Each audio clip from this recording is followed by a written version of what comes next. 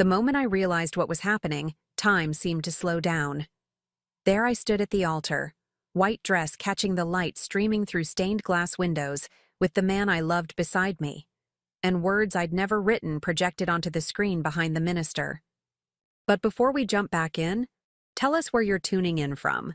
And if this story touches you, make sure you're subscribed, because tomorrow, I've saved something extra special for you. My mother-in-law's satisfied smirk from the front pew confirmed my worst fears. She hadn't just suggested small edits to our vows as Noah had innocently mentioned last week. She had completely rewritten them. Rewritten them to include promises I would never make, to respect family traditions above all else, to defer to the wisdom of those who came before, and, most shockingly, to prioritize giving the Carter family the grandchildren they deserve. I could feel 200 pairs of eyes on me as Marcus, our officiant, looked at me expectantly. Noah squeezed my hand, unaware of the betrayal written in elegant calligraphy on the cards he held. In that moment, I had a choice to make. Read the vows Diane had crafted to essentially erase my identity, or speak my truth and risk ruining the wedding we'd spent a year planning. What happened next changed everything, not just our wedding day, but our entire future as a family. 6 months before I found myself at that altar facing an impossible choice, I was the happiest woman in Portland. Noah had proposed during a surprise hike to Multnomah Falls, the place where we'd had our first date 3 years earlier. The ring, a vintage emerald that had belonged to my grandmother, sparkled on my finger as we began planning our life together. "Elena, you're practically glowing," Riley said, refilling my coffee cup at our favorite corner cafe, Raindrop Coffee. My best friend since college had screamed so loudly when I called with the news that I swear the neighbors filed a noise complaint. "I still can't believe it's real," I admitted, twisting the ring that still felt foreign on my finger. "Noah wants a short engagement. We're thinking early October at St. Andrews." Riley nearly spat out her latte. 6 months? That's ambitious. For a wedding. Have you met with Diane yet to discuss it? I tried not to let my smile falter. Noah's mother, Diane Carter, was complicated. A former event planner turned full-time socialite, she had very specific ideas about how things should be done. And by things, I mean everything, especially when it came to her only son. "We're having dinner at their house tomorrow." "Night?" I said. "Noah says she's excited to help with the planning." Riley raised an eyebrow. "And how do you feel about that?" I sighed, watching steam rise from my cup. "I'm trying to be optimistic. She's going to be family, right? Maybe planning the wedding together will help us bond." "Just remember it's your wedding, Ellie, not hers." I nodded, but a knot of anxiety had already formed in my stomach. Diane had never fully approved of me. I wasn't from the right family, didn't attend the right schools, and, perhaps most unforgivably, I was taking her son away from the family business. The Carters owned a chain of high-end furniture stores across the Pacific Northwest, and while Noah's older sister had happily stepped into a management role, Noah had forged his own path as an environmental engineer.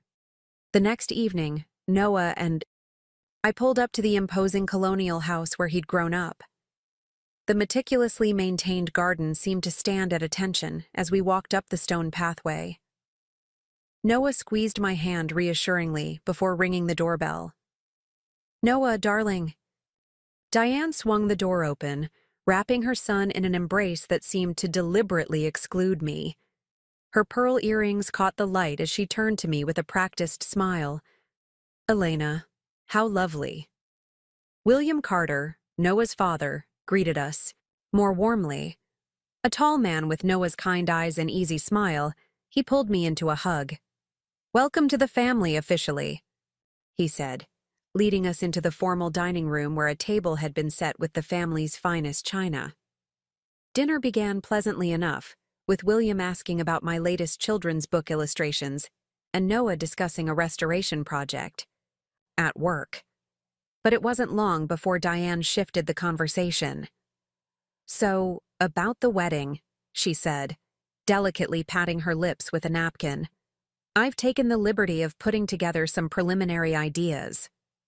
From beside her chair, she produced a thick binder labeled Noah and Elena's Wedding in ornate script. My stomach dropped as she flipped it open to reveal not just ideas but fully formed plans, venue options, none of which included St. Andrews, color schemes, all in muted beiges and creams, nothing like the rich autumn colors we'd discussed, and a guest list that included at least 100 names I didn't recognize. "Mom," Noah started, his voice edged with warning. "Elena and I already have some ideas." "Of course you do, honey," Diane interrupted. "But I've been planning events professionally for 20 years, and the Carters have certain traditions to uphold." Her eyes flickered to me. Elena might not be familiar with these expectations. The subtle criticism wasn't lost on me. I straightened in my chair. "Actually, Diane, we've already reserved St. Andrew's Chapel for October 12th, and we're thinking of Riverstone Gardens for the reception."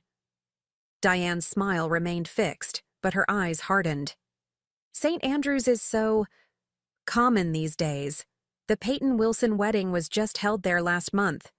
And as for Riverstone, an outdoor reception in October, it will be freezing and probably raining." "We're having a tent with heaters," Noah explained, "and we love the idea of being surrounded by the fall colors."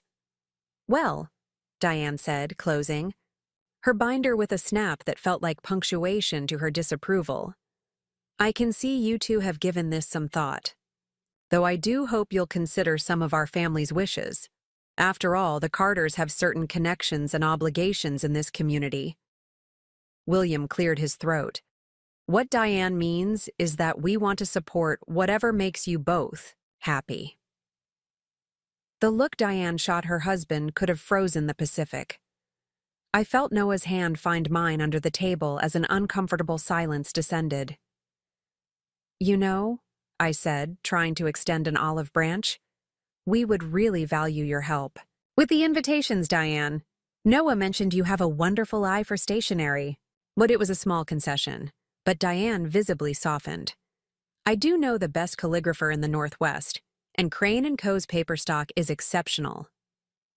As she launched into detailed descriptions of weight, texture, and embossing options, Noah gave my hand a grateful squeeze. I smiled back, thinking this might work after all. Diane just needed to feel included, to have her expertise acknowledged. Maybe Riley's concerns were overblown. The wedding planning progressed over the following weeks, punctuated by small skirmishes and negotiated compromises. I stood firm on my autumn color palette of deep burgundy, forest green, and burnt orange, while conceding to Diane's insistence on letterpress invitations with gold foil details. Noah and I chose a band that specialized in our favorite indie songs, but agreed to have them learn The Way You Look Tonight for the mother-son dance. Through it all, I reminded myself that these were small battles in the grand scheme of our life together. I'd grown up with a single mother who worked 2 jobs to keep a roof over our heads. The idea of elaborate wedding traditions seemed foreign to me, but they clearly meant something to the family I was joining. 4 months before the wedding, Riley and I were in my small craftsman bungalow, addressing invitations when she brought up a subject I'd been avoiding. Preparing and narrating this story took us a lot of time, so if you are enjoying it, subscribe to our channel. It means a lot to us. Now back to the story. "Have you and Noah written your vows yet?" she asked, carefully copying an address onto an envelope. I groaned. "Not yet. Noah wants to do personalized vows, but I'm terrified of speaking in front of everyone." "You'll be great," Riley assured me. "Just speak from your heart." That's what Noah said too. I smiled, thinking of how he'd held me close in our kitchen and promised that no matter what I said, they'd be the perfect words because they'd be mine. The next day, over Sunday brunch at the Carters' house, I made the mistake of mentioning our plan to write our own vows. Diane set down her mimosa with such force that orange juice sloshed over the rim. Personal vows? That's not how we do things in our family. Carters have used the traditional Episcopal vows for generations. Noah frowned. Mom, Elena and I want our ceremony to reflect who we are as a couple. And who you are doesn't include respecting family traditions. Diane's voice was sharp enough to cut the tension filling the room. William intervened, as he often did. Perhaps there's a compromise. Could you incorporate elements of both? I seized the lifeline. That's a great idea. We could include traditional elements while adding our personal promises. Diane didn't look convinced, but she nodded curtly. I suppose that could work, though I hope you'll let me review them before the ceremony. Sometimes what seems appropriate in private can be embarrassing when shared publicly. The criticism stung, but I reminded myself to focus on the bigger picture. Of course, I lied, knowing I had no intention of submitting my heartfelt words for Diane's approval. As the wedding approached, Diane's interventions grew more frequent and more pointed. She, coincidentally, showed up to my final dress fitting, suggesting alterations that would make my bohemian-style gown more classical. She questioned the flower arrangements, the seating chart, even my choice of shoes. No one wears color on their wedding day, Elena. 2 weeks before the wedding, Noah and I met with Marcus Reed, the minister who would officiate our ceremony.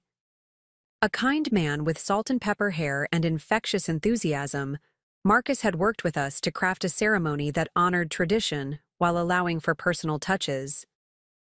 Have you finished your vows? He asked, his eyes twinkling with encouragement. Noah proudly produced a folded paper from his wallet. Finished mine last night? I blushed. I'm still working on mine. Writing doesn't come as naturally to me as it does to Noah. Take your time, Marcus assured me.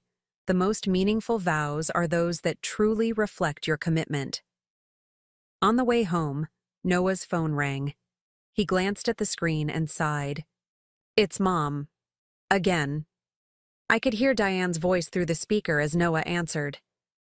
Darling, I've been thinking about the ceremony, and I had the most wonderful idea.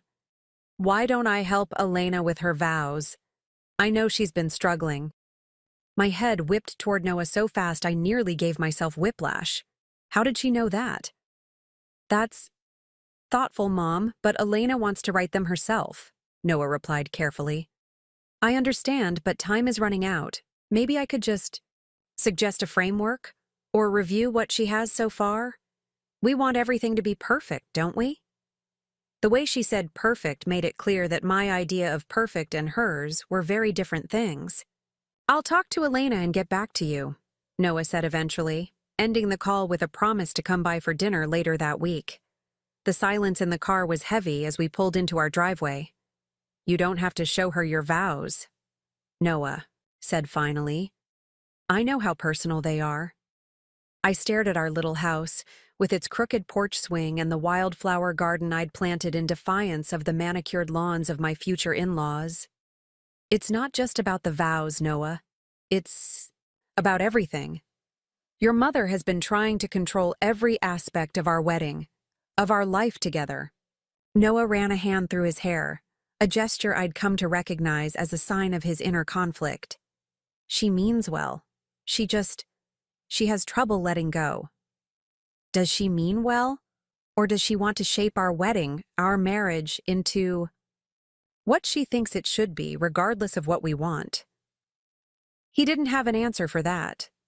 Later that night, I finally sat down to write my vows, pouring my heart onto the page in fits and starts until the words felt right. These weren't just promises for a ceremony. They were the foundation of our future together. I sealed them in an envelope and tucked them into my desk drawer, away from Diane's prying eyes. The week before the wedding passed in a blur of final details and family arriving from out of town. My mother flew in from Arizona, bringing with her sunshine and uncomplicated support that felt like a balm after months of navigating Diane's expectations.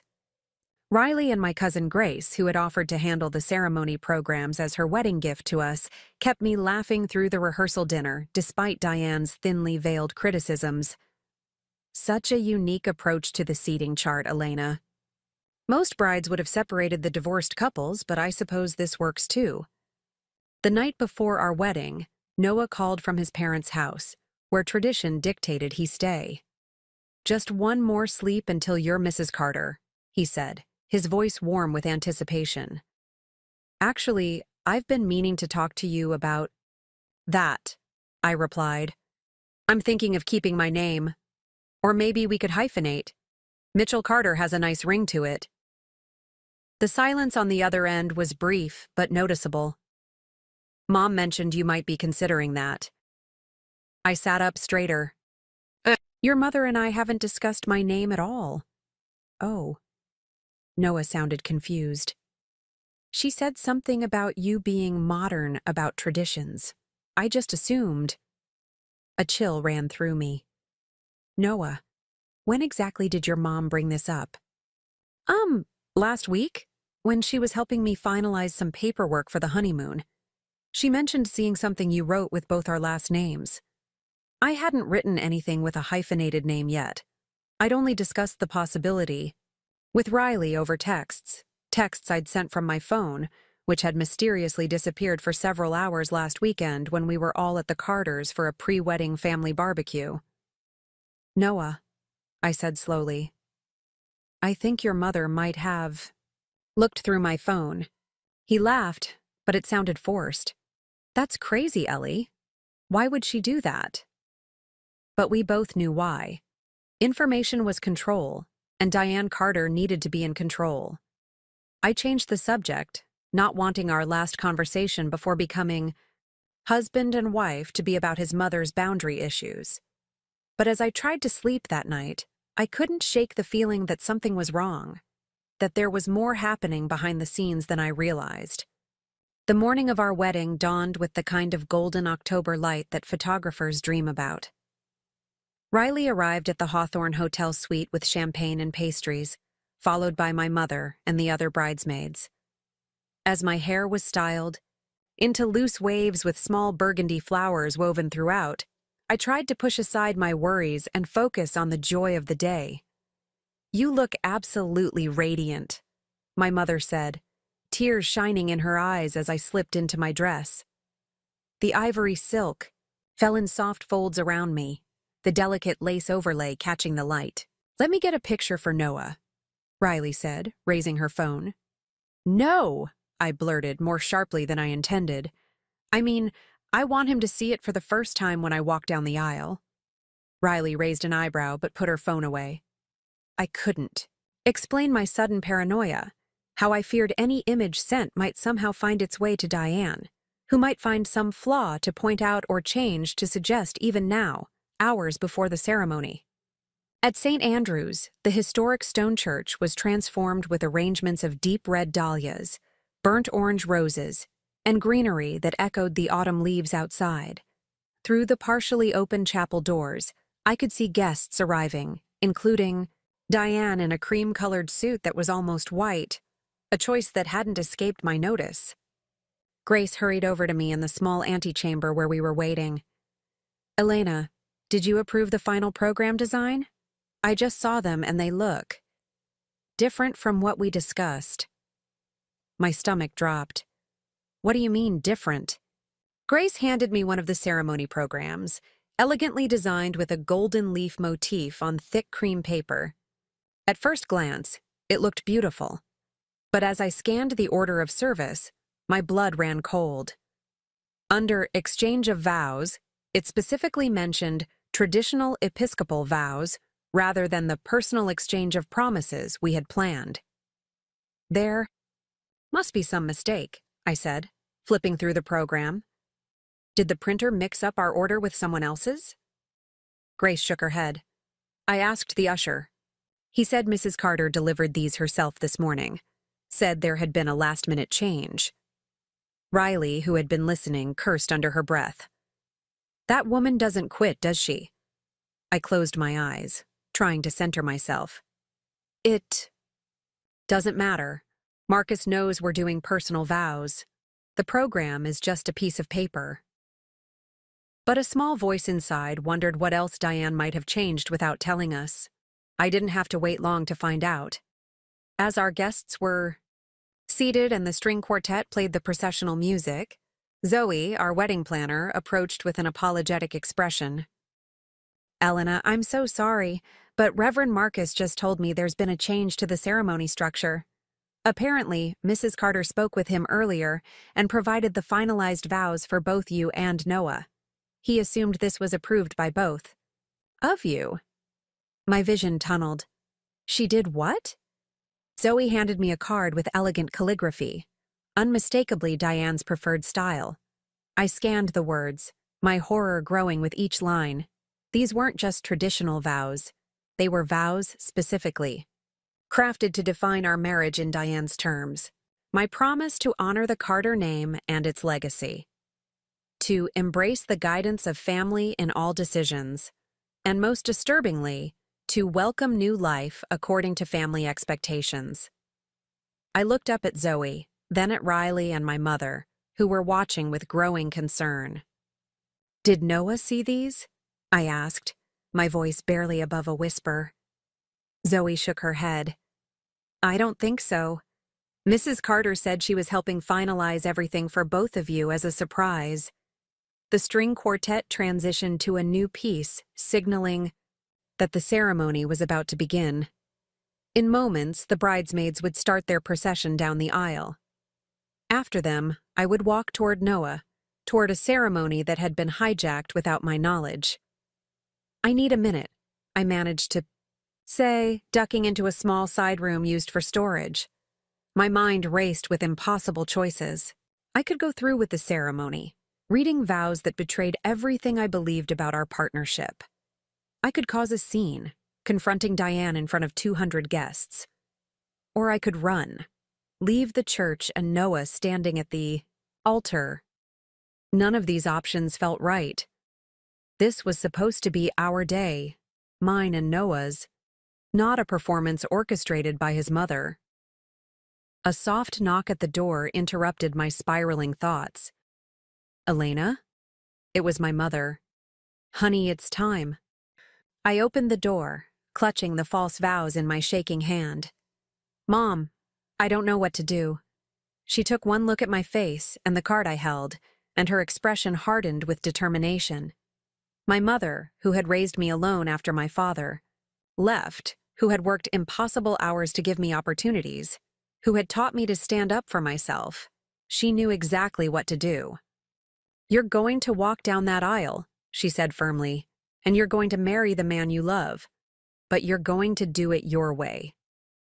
She reached into her small purse and pulled out a folded piece of paper. "Your real vows. I found them. In your desk when I was looking for something borrowed for you to wear. I thought you might want them, just in case." Tears blurred my vision as I took the paper, my actual vows written in my own handwriting. "But what about Diane? About these?"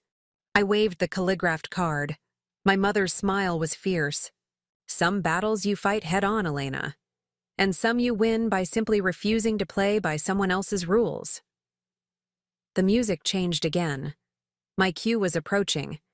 With my mother's help, I tucked my real vows into a discreet pocket that had been sewn into my dress, Riley's insistence for my something unexpected. Then, with a deep breath, I stepped into the hallway where my mother's brother, who had agreed to walk me down the aisle in my father's absence, waited with an encouraging smile.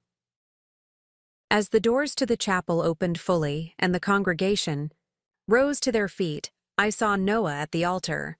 His face lit up at the sight of me, and for a moment, nothing else mattered. Not the programs, not the rewritten vows, not Diane's satisfied smile from the front pew. Just Noah, standing tall in his dark suit, waiting for me to begin our life together. With each step down the aisle, my determination grew. By the time I reached the altar and took Noah's hands in mine, I knew exactly what I needed to do. The tea ceremony began traditionally enough, with Marcus welcoming everyone and speaking about the sanctity of marriage.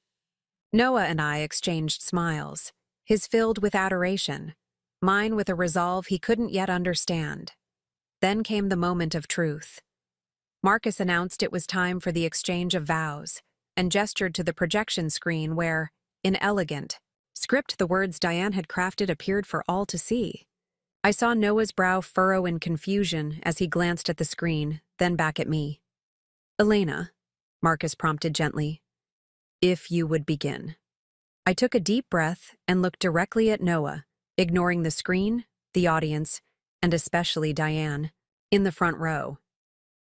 "Noah," I began, my voice stronger than I expected, "these aren't the vows I wrote for you, and I don't think they're the vows you expect to hear."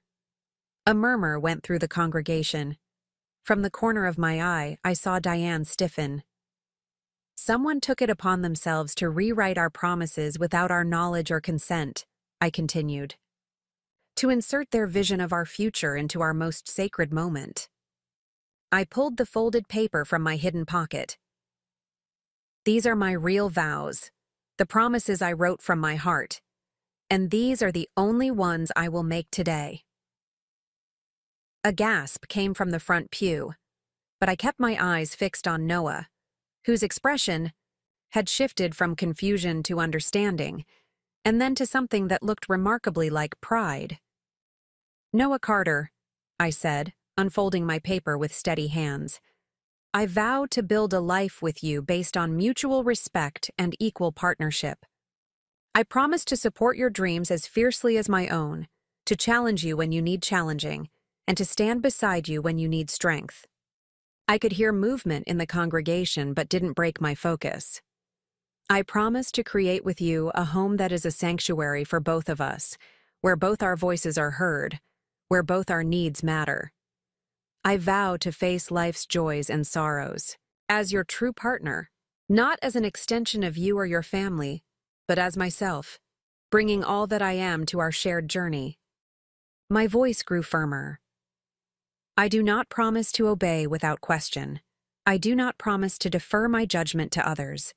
I promise instead to honor the family we build together by protecting its independence and integrity." I paused, folding the paper, back up. "And I promise to always speak truth to you, even when it's difficult. Starting now." Only then did I allow myself to glance toward the front pew, where Diane had risen to her feet, her face a mask of fury and embarrassment. Before she could speak, Noah squeezed my hands, drawing my attention back to him. "Elena," he said loudly enough for everyone to hear, "those are the most beautiful vows I've ever heard, and they're exactly what I want from our marriage." He turned toward his mother. "Mom, did you rewrite our vows without telling us?" The church was absolutely silent as Diane stood frozen, caught between denial and defense. Finally, she sputtered, "I was only trying to help, to make sure the ceremony properly reflected our family values." Noah's face hardened. "Our marriage will reflect our values, mine and Elena's, no one else's. How dare you speak to me this way in public?" Diane's voice rose shrilly. "After everything I've done for this wedding? William, say something." William Carter stood slowly, his face grave. But instead of defending his wife, he extended his hand to her. "Diane, I think it's best if we step outside.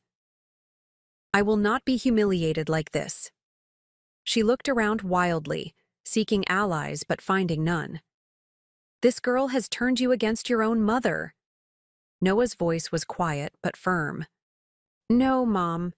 Your actions have done that all on their own."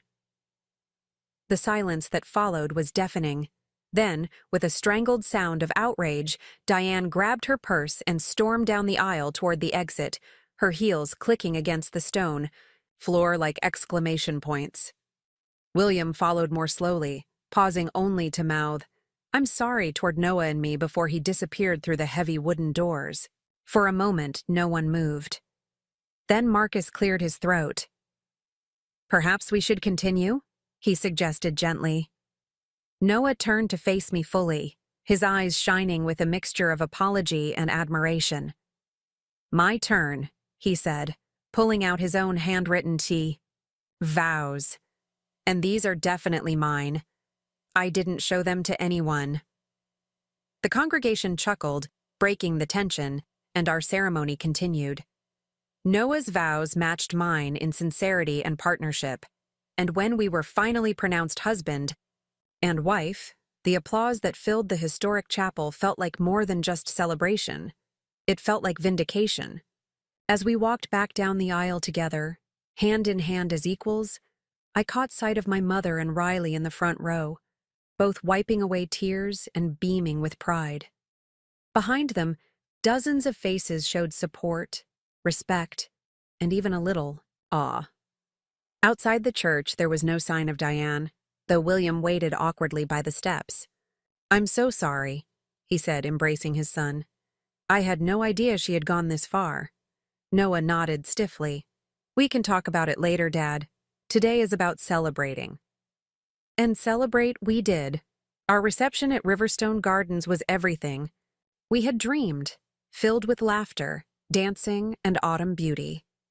Even the weather cooperated, providing a spectacularly clear evening under stars that seemed to bless our union with their eternal light. Diane never appeared at the reception, though William returned after a couple of hours, looking tired but relieved.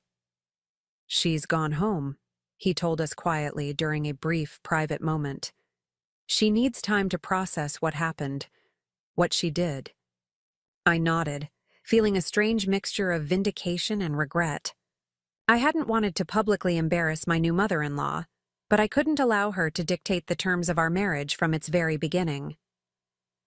Late in the evening, as Noah and I swayed slowly on the dance floor, he leaned down to whisper, in my ear, "I've never been prouder of anyone than I was of you today, standing up for us like that." I looked up at him, at the man who had stood beside me, rather than giving in to family pressure. "Partnership, remember? That's what I promised." He smiled, pressing his forehead against mine. "And I promise that from now on, my mother's influence stops at our doorstep." "Do you think she'll ever forgive me?" I asked softly. Noah considered this. "Maybe not for standing up to her, but hopefully, someday, for loving me enough to fight for the marriage we want, not the one she tried to create for us." As the night ended and we prepared to leave for our honeymoon, Riley pulled me aside for one last hug. "What you did today," she whispered fiercely, "that wasn't just for you and Noah. It was for every person who's ever had someone try to control their life choices." "You're my hero, Ellie." I laughed, but felt the truth of her words. By refusing to speak vows that weren't mine, I'd done more than just save my wedding day. I'd set the tone for my entire marriage.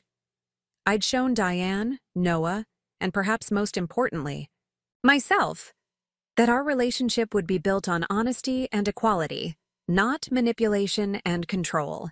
Later that night, as Noah and I finally collapsed into bed in our honeymoon suite, exhausted but happy, he pulled me close. "You know," he said thoughtfully, "maybe we should thank my mother." I looked at him incredulously. "Thank her? For trying to hijack our wedding?" He grinned, for giving us the perfect opportunity to prove, right from the start, that our marriage is strong enough to withstand outside pressure, that we choose each other, on our own terms. And as I drifted off to sleep in my husband's arms, I realized he was right. Diane's attempt to control our vows had inadvertently given us the chance to demonstrate exactly what kind of partnership we intended to build. One where we faced challenges together, spoke our truths clearly, and refused to let anyone else define our relationship. It wasn't the wedding day I had imagined. It was better, because it was authentically ours. I woke up the morning after our wedding to sunshine streaming through the gauzy curtains of our hotel suite. For a blissful moment, I simply enjoyed the warmth of Noah beside me and the pleasant weight of my new wedding band. Then the memories of yesterday came flooding back, not just the joy of marrying the man I loved, But the confrontation at the altar, Diane's furious exit, and the mixture of tension and relief that had colored parts of our reception. "Morning, Mrs. Mitchell-Carter," Noah murmured, his eyes still closed but a smile playing on his lips. I propped myself up on one elbow to look at him. "You remember that conversation, huh?" He opened his eyes, reaching up to tuck a strand of hair behind my ear. "I remember everything about yesterday, especially how brave you were." "I wasn't trying to be brave," I admitted. "I was just trying to be honest. Same thing sometimes." He sat up, checking his phone on the nightstand. His expression fell, slightly. 15 missed calls from Mom," I sighed. "Should you call her back?" Noah set the phone down with deliberate care. "Not today. Today is just for us. The honeymoon officially starts now." He was right, of course. We had a flight to catch that afternoon. 2 glorious weeks in New Zealand, far from wedding drama and family expectations. But as we packed, ate breakfast, and prepared to leave for the airport, I couldn't help but worry about what awaited us when we returned. Noah caught me staring into space as I folded a sweater. "Hey," he said gently. "Where'd you go?" "I'm wondering what happens next," I confessed. "With your mom, I mean." He sat beside me on the bed, taking my hands in his. "What happens next is that my mother learns to respect our boundaries, or she doesn't get to be part of our lives in any meaningful way. I'm done letting her manipulate us." The conviction in his voice was reassuring, but relationships were rarely that simple, especially family ones. "She's still your mother, Noah, and she clearly has a strong influence on your dad. Dad will come around. He's been enabling her behavior for decades. But I think yesterday was a wake-up call for him, too." Noah squeezed my hands. "But that's a problem for 2 weeks from now. Right now, our only job is to enjoy being newlyweds in one of the most beautiful places on Earth." He was right again. I resolved to put Diane and her schemes out of my mind as we boarded our flight to Auckland that evening, and for the most part, I succeeded. New Zealand was everything we'd hoped for. Breathtaking landscapes, adventures like bungee jumping and kayaking, quiet moments in remote cabins with no cell service. We hiked through forests that seemed enchanted, took a boat through glowworm caves, and watched the sunset from volcanic beaches with black sand that sparkled like crushed obsidian. Most importantly, we had time to simply be together, away from the pressures and expectations that had dominated the last 6 months. We talked about everything: our hopes for the craftsman bungalow we'd bought together, my plans for a new children's book series, Noah's ambitions to lead more restoration projects. We even broached subjects we'd carefully avoided during wedding planning, like when, or if, we wanted to start a family, and how we would balance career ambitions with parenthood if we did. "I always assumed I'd have kids someday," Noah admitted. One night as we lay in bed, listening to rain patter against the roof of our cabin. "But I'm not in any rush. I want us to have time just for us first." "Me too," I said, relieved. "My mom raised me alone, and it was so hard for her. I want children eventually, but I want to be intentional about it, not just because it's what's expected." He pulled me closer. "Nothing in our life together is going to happen just because it's expected. Not by my mother, not by society. We decide." The days passed too quickly, and before I knew it, we were boarding our return flight to Portland. I felt both rejuvenated and apprehensive as the plane touched down in familiar territory. Noah must have sensed my mood shift because he took my hand as we waited for our luggage. "Whatever happens with my family, we're a team," he reminded me. "Nothing's changed about that." Riley was waiting at arrivals, holding a handmade sign that read, "The Mitchell-Carters," in bold letters decorated with little cartoon honeybees. As soon as we cleared the security barrier, she enveloped me in a fierce hug. "Welcome back, warrior bride," she exclaimed, then hugged Noah too. "How was New Zealand?" "Actually, don't answer that yet," Let's get your bags to the car first. As we followed her to short-term parking, I braced myself for news about Diane. Riley was never one to hold back information, and her determinedly cheerful chatter about local weather and a new coffee shop opening near our house told me she was avoiding something. Once we were settled in her car, I couldn't take it anymore. Okay, Riley. Out with it. What's happened with Diane while we were gone? Riley exchanged a glance with Noah in the rearview mirror. Are you sure you want to get into this right now? You literally just landed. We'd rather know, Noah said firmly. Riley sighed, pulling out of the parking space. Well, your mother-in-law has been busy. After she left the wedding, she apparently went home and spent the next 3 days telling anyone who would listen that Elena had humiliated her and turned her son against her. She's been calling your friends, distant relatives, even your boss, Noah. My stomach dropped. What has she been saying? Different stories to different people. With some, she's playing the victim, the poor mother-in-law unfairly excluded from wedding planning. With others, especially those who don't know you well, Elena, she's suggesting that you orchestrated the whole Vows situation as some kind of power play. Noah's jaw tightened. That's ridiculous. Who would believe that? Most people don't, Riley assured us. The guests at the wedding saw what happened, and your dad has actually been surprisingly helpful. That caught both our attention. My dad? Noah asked. Riley nodded. He's been quietly setting the record straight with people, not confronting Diane directly, from what I've heard, but making sure people know the truth when she spreads her version of events.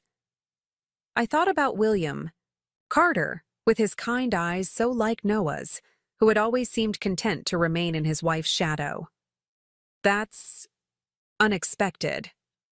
There's more, Riley said, turning onto the highway. Your cousin Grace got a call from Diane asking for all the wedding photos. She claimed she was creating a special album for you two as a surprise gift. Noah snorted. Right, so she could, edit herself back into the reception photos she missed? Or worse, make sure no one else ever saw them, I suggested. Grace? Didn't give them to her, did she? Nope. She told Diane that the photos belonged to you and Noah, and she needed your permission first. Diane apparently hung up on her. Riley grinned. Grace did send me some previews, though. They're gorgeous. You two look amazing, and the fall colors were perfect. I leaned back against the headrest, processing everything. Part of me had hoped that Diane might use our absence to reflect on her actions. Maybe even recognize how inappropriate her behavior had been. But instead, she had doubled down, trying to rewrite history, just as she had tried to rewrite our vows. There's one more thing, Riley said hesitantly. Your landlord called me yesterday, Elena. Apparently, someone tried to access your house while you were away. They claimed to be your mother-in-law and said they needed to water your plants. Noah sat up straighter. My mother tried to get into our house? The landlord refused without written permission from you. He said the woman was pretty insistent, but he held firm. The thought of Diane trying to enter our home, our private space, sent a chill through me. What had she been hoping to find or do in there? Riley pulled into our driveway, and the sight of our little bungalow, with its slightly overgrown garden and the wind chimes Noah had hung from the porch ceiling, filled me with both relief and unease. This was our sanctuary, the place we'd made together. The idea of Diane invading it felt deeply wrong. We should change the locks, Noah said quietly as we unloaded our luggage, just to be safe. I nodded, too disturbed by the thought of Diane potentially having a key to argue. After thanking Riley and promising to call her the next day, we carried our bags inside. The house was exactly as we'd left it, but somehow it felt different, as if the knowledge of Diane's attempted intrusion had left an invisible mark. Noah did a quick walkthrough of the rooms while I checked our mail. Among the pile of envelopes and flyers was a thick cream-colored card with a wax seal, unmistakably from the Carters. I opened it with trepidation. Inside was a formal invitation. Mr. and Mrs. William Carter request the pleasure of your company for a post-wedding celebration honoring their son and new daughter-in-law Noah and Elena Carter.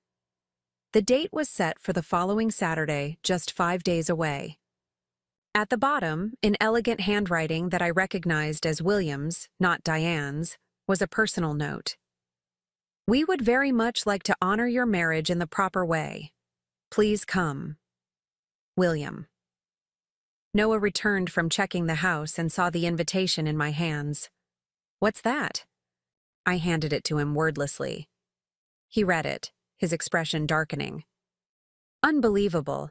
After everything that's happened, she still doesn't get it. I'm not even going to respond to this. The note at the bottom is from your dad, I pointed out. Maybe he's genuinely trying to make amends? Noah ran a hand through his hair, that familiar gesture of frustration. Or maybe Mom is using him as a way to get to us. She knows I'm more likely to respond to him than to her right now. He had a point.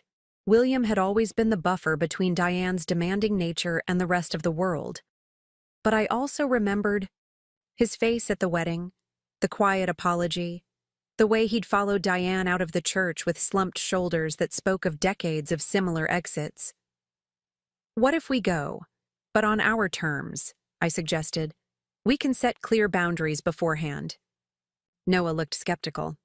What kind of boundaries would make you feel comfortable walking into that house again? I thought about it. A public commitment from your mother acknowledging what she did and apologizing. No rewriting history. And a promise to respect our choices going forward. She'll never agree to that, Noah said, but he was already reaching for his phone. I'll call Dad and tell him those are our conditions. The conversation with William was brief but revealing. He seemed genuinely remorseful about what had happened at the wedding and insisted that the reception was his idea, not Diane's. When Noah laid out our conditions, there was a long pause. Your mother is struggling with all of this, William said finally, his voice crackling through the speakerphone. She's never had her authority challenged so publicly before. This isn't about authority, Dad, Noah replied firmly. It's about respect. Mom tried to fundamentally alter our wedding ceremony without our consent. That crosses a line that goes way beyond normal mother-in-law meddling. Another pause. I understand, and for what it's worth, I agree with you. What she did was wrong. William's voice strengthened. I'll talk to her, but please give us a chance to make this right. The reception is important, not just for appearances, but because I want to properly celebrate your marriage. Your mother does too, in her own way. After we hung up, Noah and I looked at each other, both exhausted despite it being only late. Afternoon. Jet lag and family drama were a potent combination. I don't trust this, Noah admitted. Mom has a way of turning situations to her advantage. I know, I agreed. But your dad seemed sincere. And maybe there's value in facing this head-on, instead of letting it fester. The next few days were a readjustment to normal life. Noah returned to work, while I set up my illustration table and began drafting concepts for my next book project. We talked to Riley, Grace, and other friends about the wedding, sharing stories from our honeymoon and carefully avoiding the topic of Diane's recent activities. Thursday evening, the phone rang. It was William.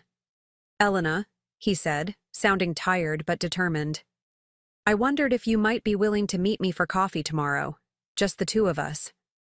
My surprise must have been evident in my voice. Without Noah? I think it might be easier to speak frankly.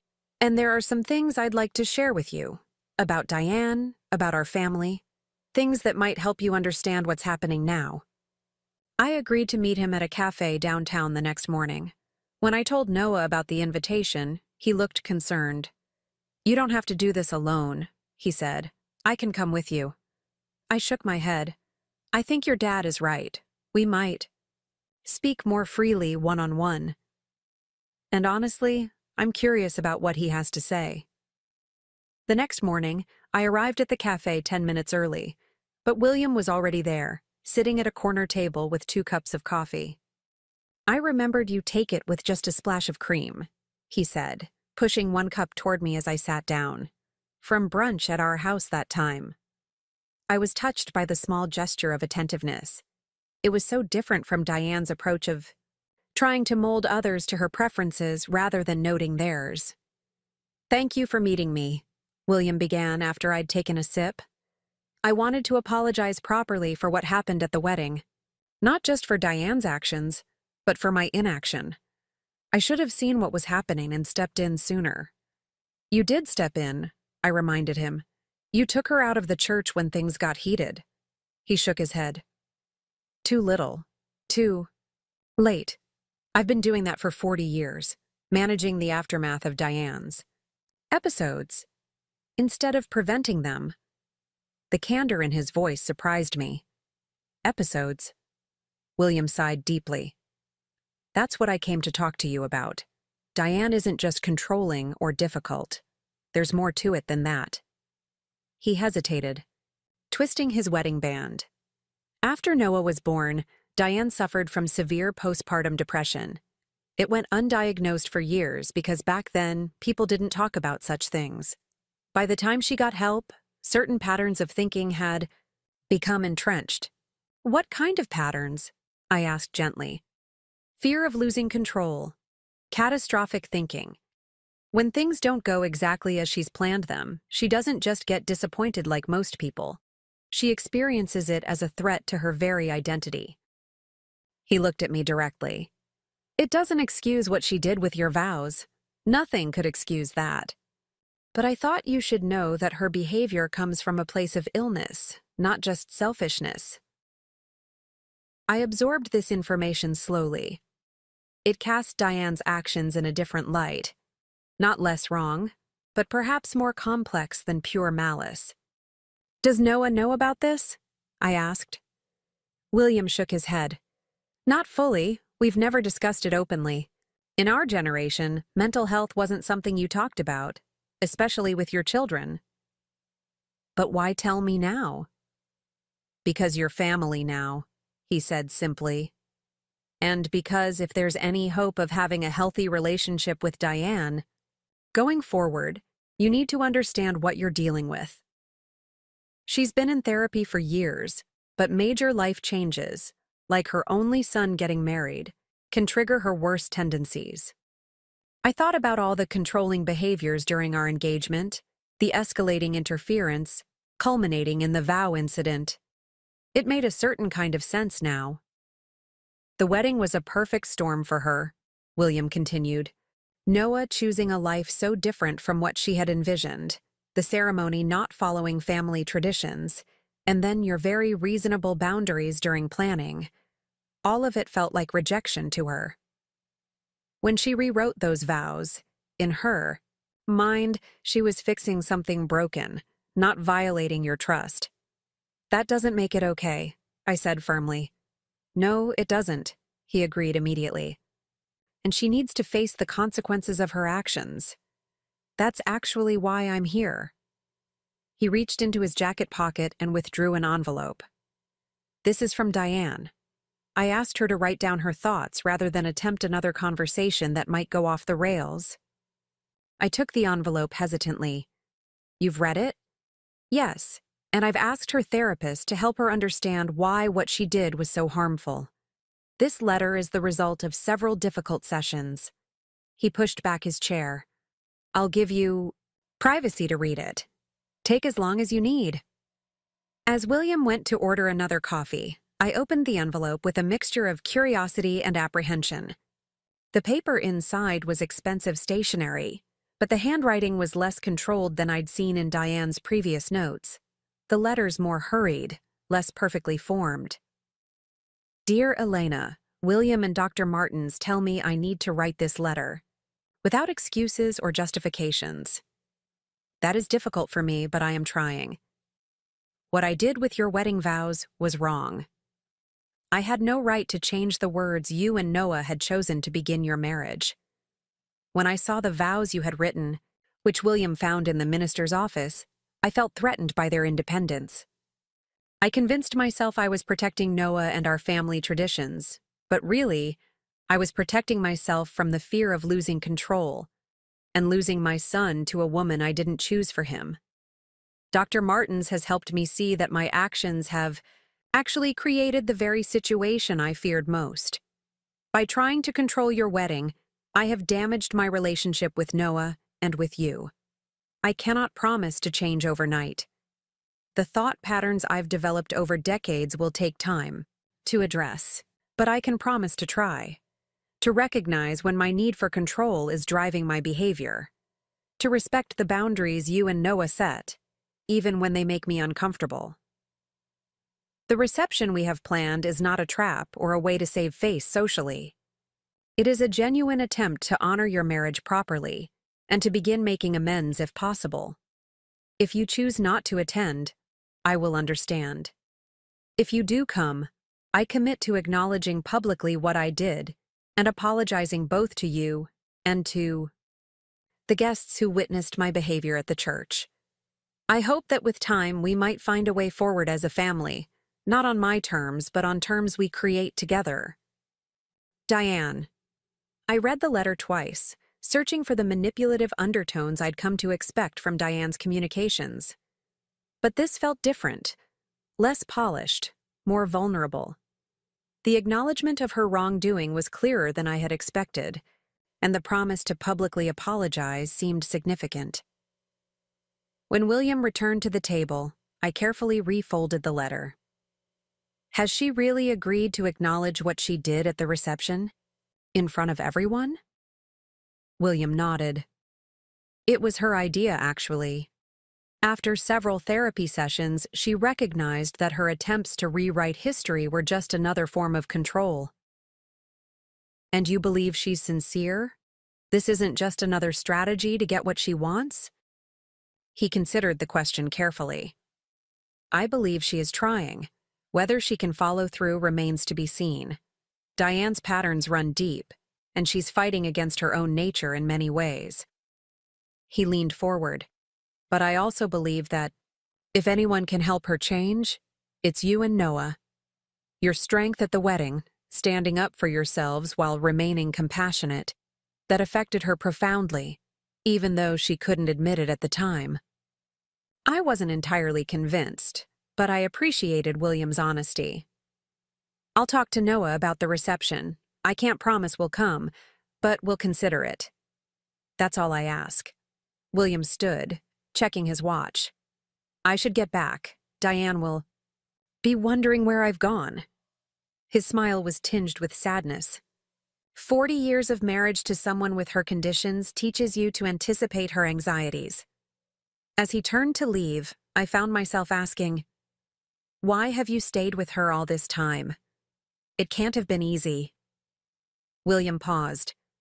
Because beneath the controlling behaviors and fears, there's a brilliant, passionate woman who loves fiercely, sometimes too fiercely, and because I made a commitment. His expression softened. But also because I've seen how hard she works to fight. Her own demons. The Diane you know is actually much improved from the woman she was 20 years ago. That was a sobering thought. I thanked William for meeting me and promised to let him know about the reception by the next day. On my walk home, I thought about families and the complex webs of love, obligation, and history that bind them together. Noah and I were just beginning our story, with the freedom to shape our relationship intentionally. Diane and William had 4 decades of patterns, some healthy, some deeply problematic, that couldn't simply be unwound overnight. When I got home, Noah was in the backyard, cleaning up the garden beds we'd neglected during wedding planning, and our honeymoon. I showed him Diane's letter and recounted my conversation with William. My mother has a mental health condition, he said slowly, absorbing the information. That explains a lot, actually. He set down his gardening tools and sat on the back steps, processing. I always thought she was just controlling because that's who she was. I never considered there might be more to it. It doesn't excuse what she did, I reminded him gently. No, but it helps me understand it better. He looked up at me. What do you think about the reception? Should we go? I sat beside him on the steps, feeling the afternoon sun warm on my face. Part of me is still hurt and angry about what she did, but another part recognizes that she's trying, in her own way, to make amends. Noah nodded. And my dad? He's really advocating for her, which is new for him. He loves her, I said simply. Despite everything, he sees something in her worth loving and fighting for. That says something. We sat in silence for a while, watching the light shift through the trees in our small yard. Finally, Noah spoke. Let's go to the reception, but we go in with clear eyes. If she keeps her promise to acknowledge what happened and apologize, maybe there's hope for a better relationship going forward. If not, if this is just another manipulation, then we'll need to establish much firmer boundaries. The decision made, we finished our garden work together, talking about ordinary things, dinner plans, a movie we wanted to see, the leaky faucet that needed fixing, domestic conversations that grounded us in our shared life, reminding us of what was most important. That evening, Noah called his father to accept the invitation. William's relief was audible, though he tried to keep his tone measured. We'll see you Saturday then, 4 o'clock. As we prepared for bed that night, I found myself staring at our wedding photo, now framed on our bedroom wall. Noah and I gazing at each other, surrounded by autumn colors, our faces alight with joy despite the drama that had preceded the moment. Whatever happens with your mom, I said to Noah, that day was still perfect in its own way, because we stood up for what mattered to us. He came to stand beside me, wrapping an arm around my waist.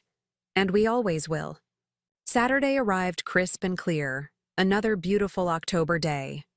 I chose my outfit carefully, a burgundy dress that echoed our wedding colors, formal enough to respect the occasion, but not so formal that it suggested I was trying to impress Diane. Noah wore dark slacks and a navy blazer, simple but elegant. Ready? He asked as we pulled up to his parents' colonial home, its manicured garden now decorated with tasteful fall arrangements and soft white lights strung along the pathways. I took a deep breath. As I'll ever be. William met us at the door, his relief at seeing us evident in the way his shoulders relaxed. Thank you for coming, he said, embracing Noah, and then, more carefully, me. The house was transformed for the occasion. The formal dining room had been opened up to the adjacent living spaces, creating a flow for the 30 or so guests already mingling with drinks in hand. I recognized many faces from the wedding, close family friends, Noah's colleagues, a few of my friends whom Diane had surprisingly included. And there, in the center of it all, was Diane herself. She wore a deep green dress, her hair and makeup impeccable as always. But something was different, perhaps a slight softening around her eyes, or the way she seemed to be hanging back rather than directing traffic as she usually would at her events. When she saw us, she visibly steeled herself before approaching. Her smile seemed forced, but not in the calculated way I was accustomed to, more like someone genuinely trying to push through discomfort. "Noah, Elena," she said, her voice lacking its usual commanding tone. "Thank you for coming." Noah's response was reserved but civil. "The house looks beautiful, Mom." An awkward silence fell. I could feel the weight of everything unsaid hanging. Between us, the history of hurt and misunderstanding that couldn't be erased with a single party, no matter how elegant. Diane broke the silence first. "I understand if you're still angry. You have every right to be." She glanced at William, who gave her an encouraging nod. "I've asked everyone to gather in about half an hour. I have something I need to say to all our guests, especially to the two of you." With that, she excused herself to check on something in the kitchen, leaving Noah and me to circulate among the guests. Many expressed how happy they were to see us, asking about our honeymoon, and carefully avoiding mention of the wedding ceremony drama, though I caught more than a few curious glances, as if they were wondering how we were handling being in Diane's house again. Riley arrived fashionably late, hugging me tightly and whispering, "I'm here for moral support, and also to witness whatever's about to happen, because this I've got to see." At precisely 5 o'clock, William gently tapped a spoon against his crystal glass, calling for everyone's attention. The room quieted as he thanked everyone for coming to celebrate Noah and Elena's marriage. "As many of you know," he said, his voice steady, "our family has had some challenges recently. But today is about moving forward with honesty and love." He turned to Diane. "My wife has something she would like to say." Diane moved to stand beside him, her usual poise momentarily faltering as she looked out at the assembled guests. Her gaze finally settled on Noah and me, standing together near the fireplace. "First," she began, "I want to thank Elena and Noah for being here today. After what happened at their wedding, they would have been justified in refusing my invitation." She paused, visibly gathering her courage. "For those who weren't at the ceremony, and for those who were and deserve an explanation, I need to acknowledge what I did." The room was utterly silent now, everyone focused on Diane's unexpected confession. "I took it upon myself to rewrite Noah and Elena's wedding vows without their knowledge or consent. I replaced the personal promises they had written with words that reflected my values, not theirs.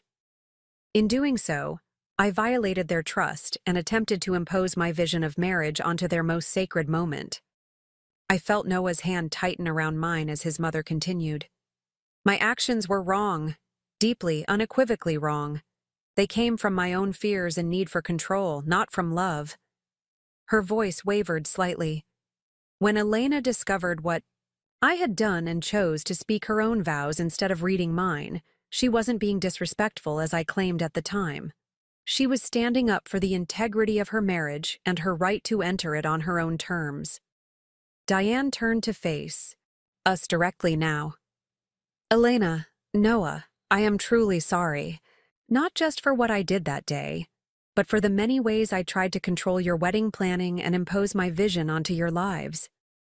I'm working to understand why I behave this way and to change these patterns." The vulnerability in her voice was something I'd never heard before from this woman who had always projected nothing but unwavering confidence. "I can't promise I'll never overstep again," she continued. "But I can promise to listen when you tell me I have, to respect the boundaries you set, and to remember that the most important thing is not having things done my way, but having you in my life." She looked around at the other guests. "I've spent the past 2 weeks telling various stories about what happened at the church, stories that minimized my role and exaggerated Elena's reaction. Those stories were untrue, and I apologize to anyone I misled." With that, she stepped back, looking both exhausted and somehow lighter, as if the public accountability had lifted a burden she'd been carrying. William raised his glass. "To Noah and Elena, may your marriage be blessed with love, honesty, and mutual respect. And may our family learn to support that marriage in ways that honor your independence while celebrating your place in our lives." As glasses were raised around the room, I caught Diane's eye. For perhaps the first time since I'd met her, her expression was completely unguarded, a mixture of remorse, hope, and genuine vulnerability. I gave her a small nod of acknowledgement, not quite forgiveness yet, but recognition of the courage it had taken to speak so honestly. The party resumed its flow, but with a different energy now, as if a fog had lifted, allowing more authentic conversations. Noah was deep in discussion with his father, while Riley chatted animatedly with Grace and some of my other friends. I found myself alone by the dessert table when Diane approached again, more hesitant than I'd ever seen her. "That can't have been easy," I said when she didn't immediately speak. She laughed softly, without humor. "Nothing about the past 2 weeks has been easy, but necessary." She carefully selected her words. "Dr. Martin says I need to practice accepting when things aren't under my control. All of this, is new territory for me." "For all of us," I acknowledged. "I never expected to start my marriage with a public confrontation with my mother-in-law." "No, I imagine you didn't." Diane adjusted a fork that had fallen slightly, out of alignment with the others. "I've been asking myself why your vows threatened me so much, why I felt I had to change them." She met my eyes directly. "I think I was afraid." "Of what?" "Of a marriage so different from my own. Of a woman strong enough to set boundaries I've spent decades ignoring. Of losing my son to a life I don't control or fully understand." She picked up a small dessert plate. My generation was taught that marriage meant certain things. Specific roles, responsibilities, sacrifices. Your vows rejected all of that. "They rejected rigid roles and unequal expectations," I corrected gently. "Not commitment or family." Diane nodded slowly. "I'm beginning to see that. It's uncomfortable, but maybe necessary." She looked toward Noah, still talking with his father. "He's happier with you than I've ever seen him, more himself." "That's all I want," I said truthfully. "For both of us to be ourselves, together." "I'm trying to understand that." Diane straightened, her already perfect posture. "This reception isn't a fresh start, I know that. But perhaps it can be a turning point." As she moved away to attend to her other guests, I found myself reflecting on the nature of change, how difficult it is, how much courage it requires, especially later in life when patterns have calcified into seeming permanence. Diane had decades of controlling behavior to unlearn, fears to face, and damage to repair. It wouldn't happen overnight, and there would surely be setbacks along the way. But watching her now, moving through her carefully, planned reception with slightly less rigidity than before, I saw something I hadn't expected: possibility. The possibility of a relationship that, while never simple, might eventually become something healthier than what had come before. Noah found me a few minutes later, slipping his arm around my waist. "You okay?" "Surprisingly, yes," I said, leaning into him. "Your mom and I just had what might be our first honest conversation." "Minor miracle," he observed with a small smile. "Dad says she's been working hard with her therapist.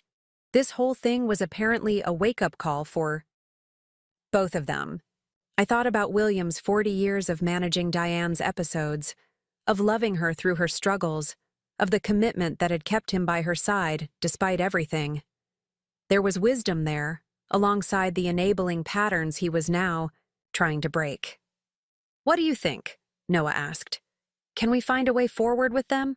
I looked around the room, at Riley chatting with Noah's colleagues, at Grace showing William photos on her phone, at Diane carefully ensuring every guest had what they needed without micromanaging as she once would have.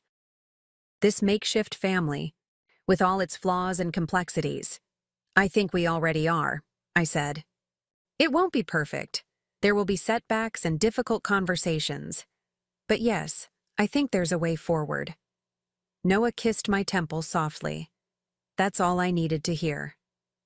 As the reception continued around us, I reflected on our journey.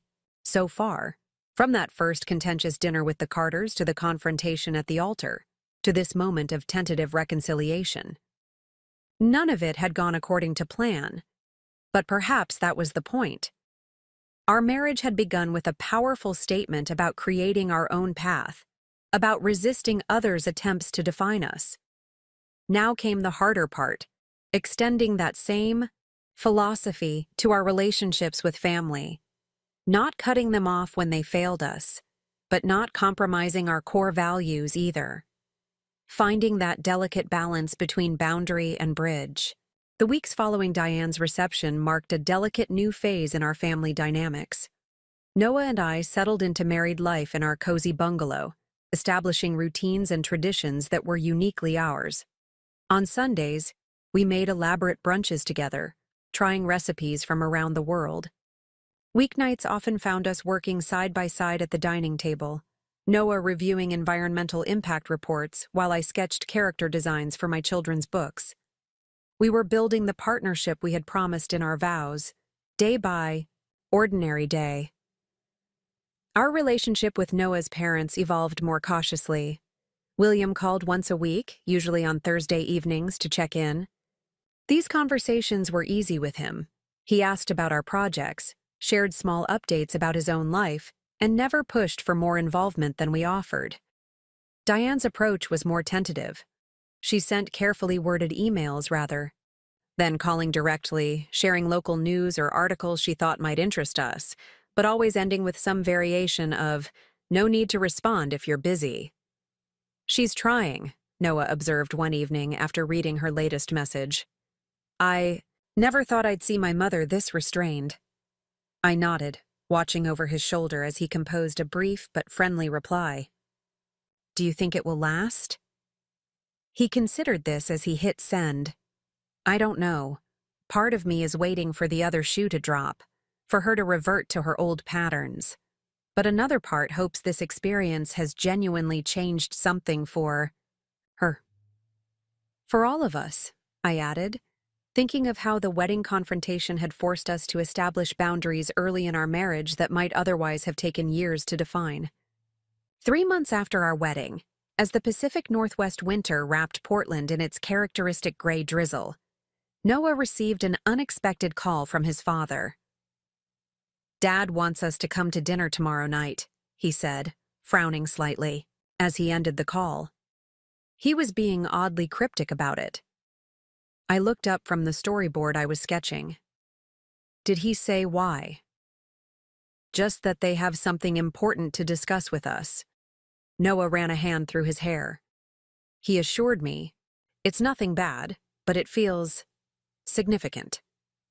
We speculated about the purpose throughout the evening and the next day. Was Diane planning another event that would require our participation? Had there been a health scare they needed to share? Was William finally retiring from the family business? By the time we pulled up to the Carters' colonial home the following evening, our curiosity had reached its peak. William opened the door before we could ring the bell, greeting us with warm hugs that held a hint of nervousness. The house smelled of Diane's signature pot roast, comfort food she reserved for important occasions. "Thank you for coming," William said, taking our coats. "Diane's just finishing up in the kitchen." The formal dining room was set with the family's best china, candles lit, flowers arranged in the center of the table. Whatever this dinner was about, they were making an effort to mark it as special. Diane emerged from the kitchen carrying a serving dish, her expression a mixture of determination and apprehension. "Noah, Elena, thank you for coming on such short notice." She set down the roast and briefly touched my shoulder, a small gesture of affection that still felt new and tentative between us. Dinner began with carefully neutral conversation, comments on the persistent rain, updates on Noah's latest restoration project, questions about my current book illustrations. It wasn't until dessert was served, Diane's apple tart with homemade vanilla ice cream, that William cleared his throat and exchanged a meaningful glance with his wife.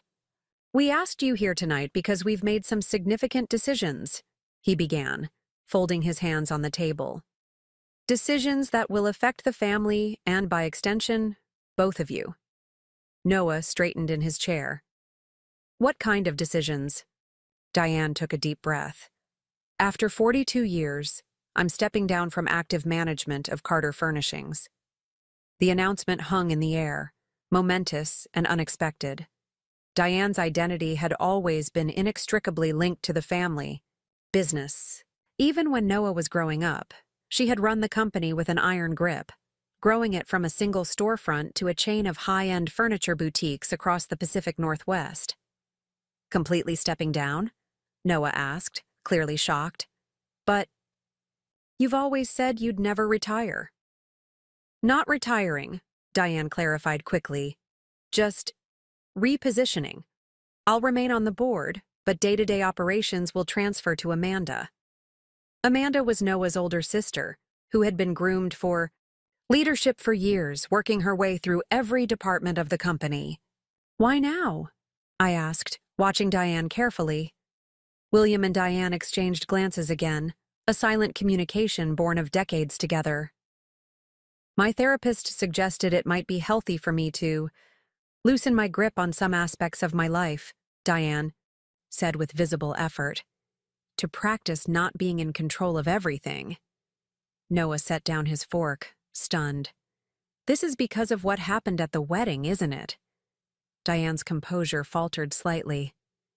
It was a wake-up call, yes, but not in the way you might think. She smoothed her napkin, a familiar gesture when gathering her thoughts.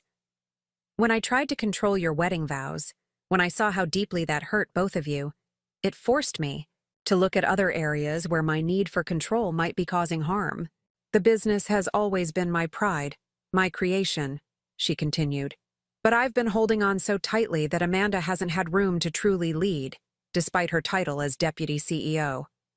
I've been micromanaging decisions that should be hers, second-guessing her initiatives, requiring her to get my approval for matters well within her purview. This was a level of self-awareness I'd never expected from Diane. I glanced at Noah, whose expression mirrored my surprise. There's more, William added. We're also making changes to our estate planning and the business succession structure. Noah stiffened beside me. The family business had always been a point of tension between him and his parents. Though he'd chosen a different career path, there remained an unspoken expectation that he would someday return to Carter Furnishings, perhaps in a role that aligned with his environmental engineering background. The pressure had ebbed and flowed over the years but had never fully disappeared. We've restructured things, William explained, to reflect and respect the life choices both of our children have made. Amanda will inherit majority ownership of the business, as she's dedicated her career to it. But Noah, we've set aside other assets of equivalent value for you, without any strings attached to the family business.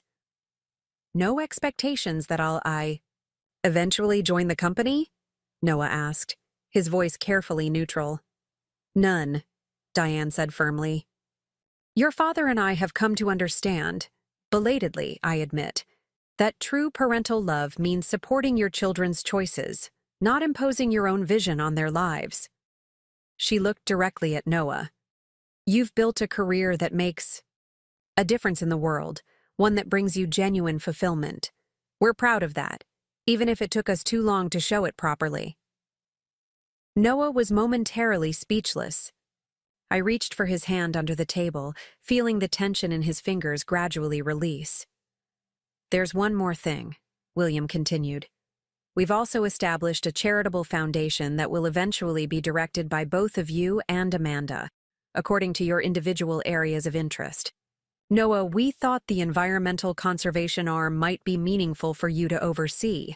And Elena, there's an arts education component that could align with your work in children's literature, if you're interested. I was taken aback to be included so specifically in their planning. That's extremely generous. Your family now, William said simply. Diane looked at me with an expression I'd never seen directed my way before. Something like respect, perhaps even a hint of admiration. The foundation was actually my idea. I've been thinking about legacy lately, what it really means to leave something meaningful behind. Not just wealth or a successful business, but values that extend beyond our immediate family. We spent the next hour discussing the details of their plans. The foundation was still in its formative stages, with the legal framework being established, but plenty of room for Noah, Amanda, and me to shape its direction and priorities. It was clear that Diane had put significant thought into aligning the foundation's potential focus areas with our individual passions: environmental restoration, arts education, community development. As we prepared to leave, Diane walked us to the door while William retrieved our coats. In that brief moment alone, she turned to me with uncharacteristic hesitation. "I want you to know," she said quietly, "that I've been listening to the recordings of our sessions." "Recordings?" I asked, confused. "My therapy sessions," she clarified. "Dr. Martins records them so I can review them later, identify patterns I might miss in the moment." She straightened a small decorative box on the entryway table, a familiar nervous gesture.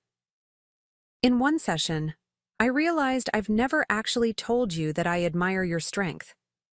The way you stood up for yourself and Noah at the wedding. It was difficult for me to accept in the moment, but I've come to respect it enormously." The admission clearly cost her, but it felt genuine in a way our previous interactions rarely had. "Thank you for telling me that," I said, "and for everything tonight. I know these changes can't have been easy decisions." A flicker of her old defensiveness surfaced briefly. "They weren't made lightly, I assure you." "I never thought they were," I replied carefully. "It takes courage to re-examine long-held plans and priorities." She seemed to consider this, then nodded slightly. "Perhaps that's something we have in common then. Courage." It wasn't quite friendship, not yet. But it was an acknowledgement of mutual respect, a foundation we might be able to build upon. On the drive home, Noah was uncharacteristically quiet, processing the evening's revelations. "Are you okay?" I asked as we turned onto our street, the headlights sweeping across our little bungalow. "I'm not sure," he admitted. "Part of me is waiting for the catch, the hidden expectation. My mother has never been this accommodating before." "Do you think it's not genuine?" He parked in our driveway and turned off the engine, sitting in the dark car for a moment. "No, I think it is genuine. That's what's so disorienting. For as long as I can remember, I've been bracing against her attempts to control my life. Now she's explicitly releasing that control, and I don't quite know how to respond." I understood his uncertainty. For years, Noah's relationship with his parents, particularly his mother, had been defined by a careful dance of compliance and resistance. Now the music had changed, and they were all learning new steps. "We don't have to decide anything tonight," I reminded him. "About the foundation, about any of it. We can take our time." He nodded, reaching for my hand in the darkness. "Have I mentioned lately how grateful I am that you stood your ground at our wedding? If you hadn't, if we'd just gone along with her rewritten vows, I wonder if any of this would be happening now." It was a sobering thought. That moment at the altar had been painful and public, but it had catalyzed changes that might otherwise have taken years, if they happened at all. "Maybe we should send Dr. Martins a thank you note," I suggested with a small smile. Noah's laugh broke the tension. "Maybe we should." The foundation became a surprising point of connection between us and the Carters over the following months. William scheduled regular meetings to discuss its development, always careful to work around our schedules and preferences. These gatherings had a different energy than previous family interactions, more collaborative, less hierarchical. Even Diane, though clearly accustomed to directing such projects, made visible efforts to listen more than she spoke, to invite rather than instruct. By early spring, the foundation had a name: the Carter Family Environmental and Arts Initiative, and a preliminary mission statement that reflected input from all of us, including Amanda, who joined most meetings virtually, from her office at Carter Furnishings headquarters. During one such meeting in late March, as we finalized plans for the Foundation's first community grant cycle, Diane surprised us all by suggesting that the inaugural grant recipients should be announced at a public event. "Nothing too elaborate," she added quickly, noting our expressions. "Just something to establish the Foundation's presence in the community. Perhaps at the Botanical Gardens? They have that new sustainable event space that would align well with our environmental focus. It was a reasonable suggestion, but Noah and I exchanged cautious glances. The last event Diane had planned had resulted in our wedding vow confrontation. Though she had shown remarkable growth since then, the prospect of her organizing another public gathering made us understandably wary. William, ever attuned to the undercurrents between his wife and son, cleared his throat. Perhaps Elena and Noah might like to take the lead on planning the event? With your guidance, of course, Diane. The old Diane would have bristled at the suggestion, insisted on maintaining control. The woman sitting across from us now looked momentarily conflicted, then nodded. That's an excellent idea. You two probably have a fresh perspective that would appeal to younger donors and grantees. Again, I found myself genuinely surprised by her willingness to cede control. Noah looked equally taken aback, but recovered quickly. We'd be happy to organize it, he said, squeezing my hand under the table. Elena has a great eye for these things. Diane's smile was small but sincere. She does indeed. Her wedding choices were actually quite inspired. The admission seemed to cost her something, but she pushed through it. The autumn color palette, the outdoor reception, it all photographed beautifully. Coming from Diane, this was high praise indeed. Thank you, I said, genuinely touched by the belated affirmation. The Botanical Gardens would be perfect for the announcement event. We could incorporate elements that showcase both the environmental and arts aspects of the foundation. The discussion shifted to potential dates and guest lists. I found myself watching Diane with new eyes. The rigid, controlling woman who had tried to hijack our wedding was still visible in glimpses. The way she straightened papers that didn't need straightening, her slight flinch when Noah suggested a more casual dress code than she would prefer. But these impulses now seemed to be recognized and managed rather than indulged. She was trying, genuinely trying, to change patterns that had defined her for decades. Later that evening, as Noah and I worked on preliminary ideas for the foundation event, he voiced what I'd been thinking. She's really working on herself, isn't she? I nodded, sketching a rough layout for the garden space. It can't be easy at her age, challenging such ingrained behaviors. No, he agreed thoughtfully.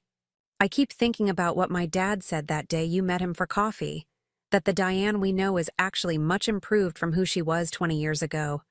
If that's true, and she's still making progress now, it shows remarkable dedication, I finished for him. Whatever her flaws, your mother doesn't lack persistence. Noah smiled wryly. True. She's always been relentless when she sets her mind to something. I guess I'm just not used to that quality being directed toward personal growth rather than getting her way. The foundation announcement event took shape over the following weeks, becoming a project that unexpectedly strengthened our relationship with the Carters. Noah and I took the lead as suggested, but included Diane and William in key decisions, finding a balance that honored their experience while maintaining our creative direction. One afternoon in early April, Diane called and asked if she could stop by our house to review some details for the event. It was the first time she had suggested coming to our home, rather than having us come to theirs. A small but significant shift in the power dynamic between us. Of course, I said, surprised but pleased by the gesture. We're both working from home today. Would 3 o'clock work? There was a brief pause before she replied, That would be fine. Should I bring anything? Coffee, perhaps? The question held a note of uncertainty that I'd rarely heard from her. Just yourself is fine, I assured her. We have plenty of coffee. After hanging up, I glanced around our living room with new eyes, suddenly aware of how Diane might see it. Our decor was an eclectic mix of vintage finds, handcrafted items, and a few quality pieces we'd splurged on when we moved in together. It was comfortable and personal, but very different from the formal elegance of the Carter home. Is something Wrong? Noah asked, looking up from his laptop where he'd been working at the dining table. Your mother's coming over at 3 to discuss the foundation event, I said, straightening a stack of books on the coffee table. His eyebrows rose. Here? That's new. He watched me adjust a throw pillow. Are you tidying for my mother? I laughed, realizing what I was doing. I guess I am, force of habit. Noah closed his laptop and came to wrap his arms around me from behind. Our home is perfect exactly as it is. If she doesn't appreciate our style, that's her problem, not ours. He was right, of course.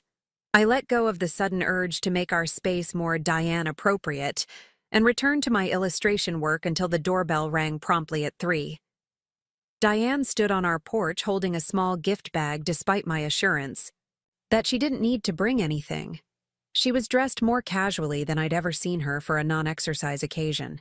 Tailored slacks and a simple cashmere sweater, rather than one of her usual structured ensembles. Thank you for accommodating me on such short notice, she said as I invited her in. I brought some of those shortbread cookies Noah always liked as a child, from the bakery on Hawthorne.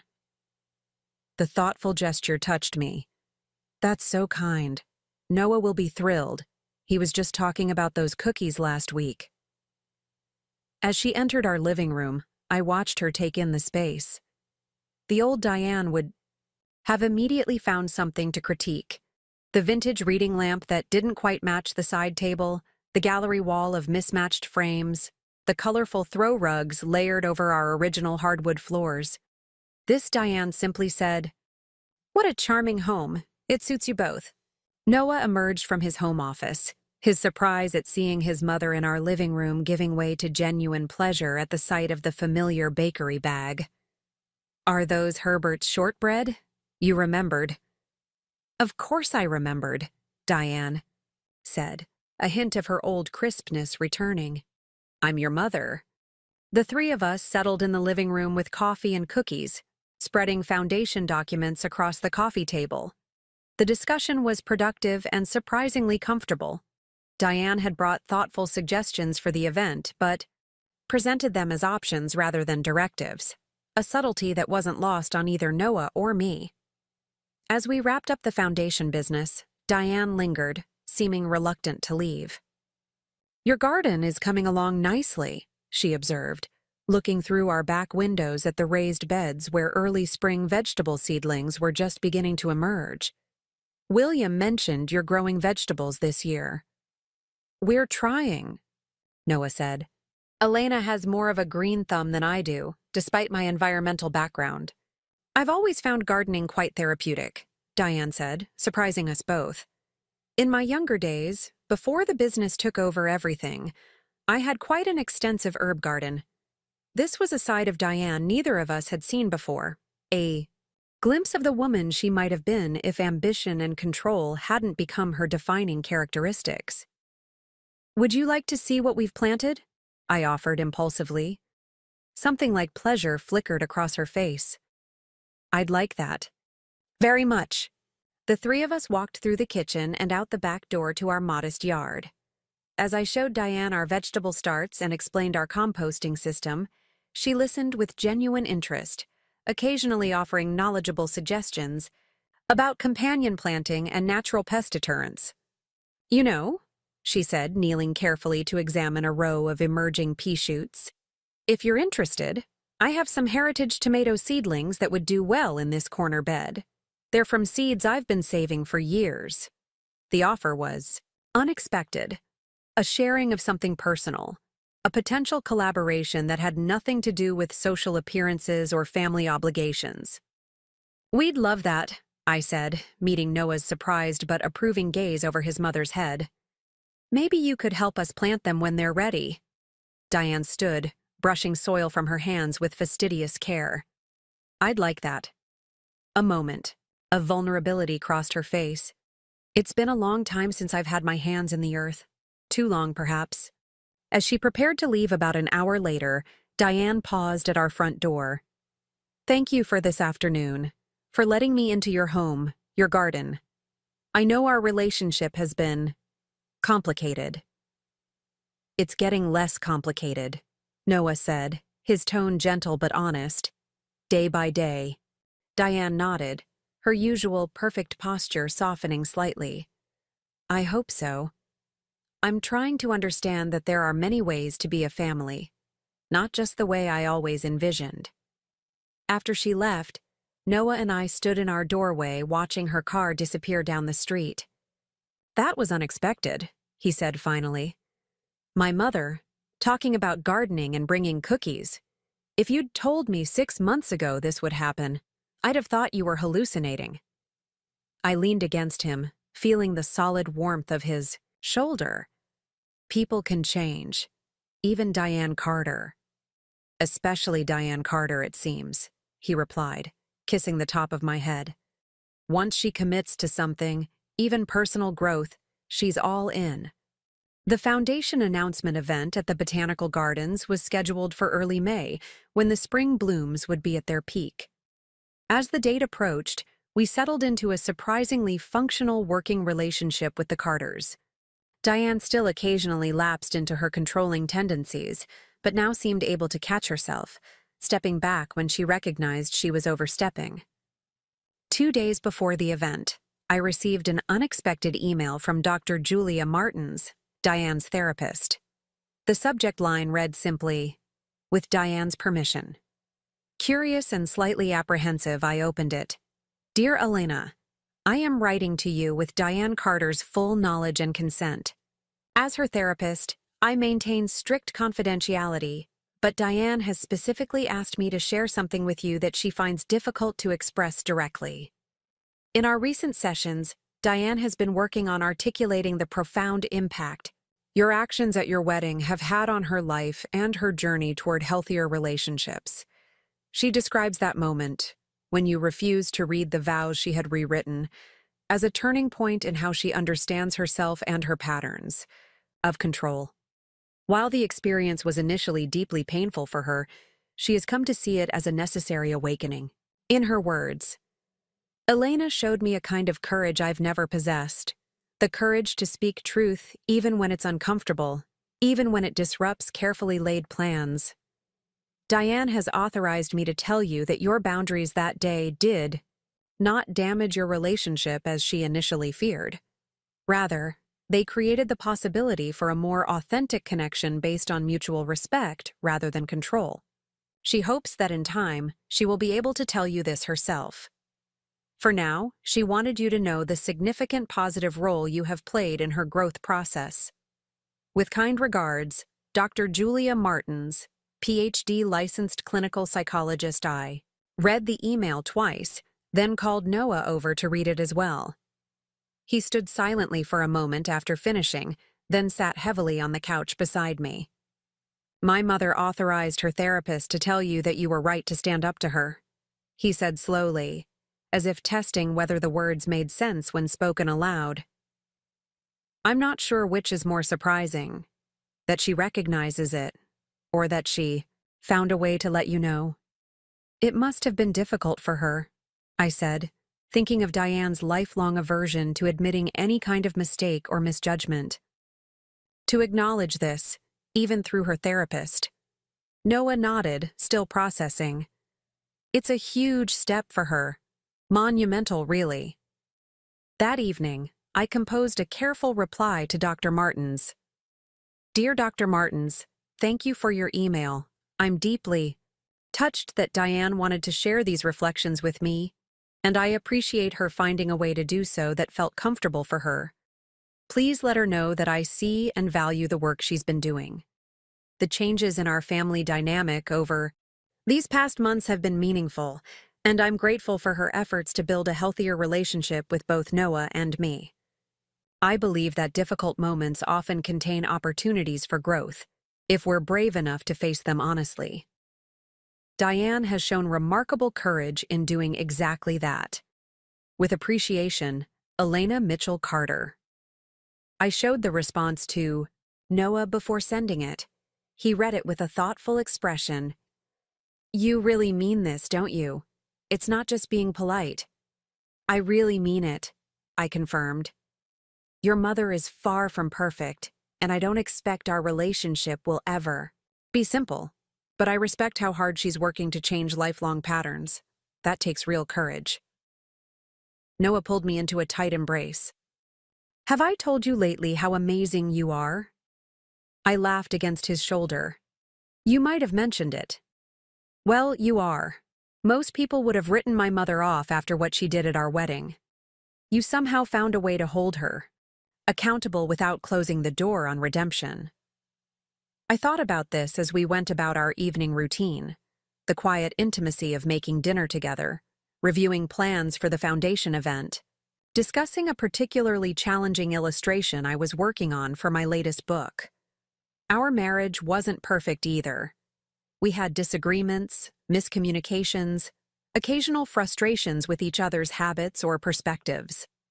But we faced them together with honesty and respect, just as we had promised in those wedding vows that Diane had tried to replace.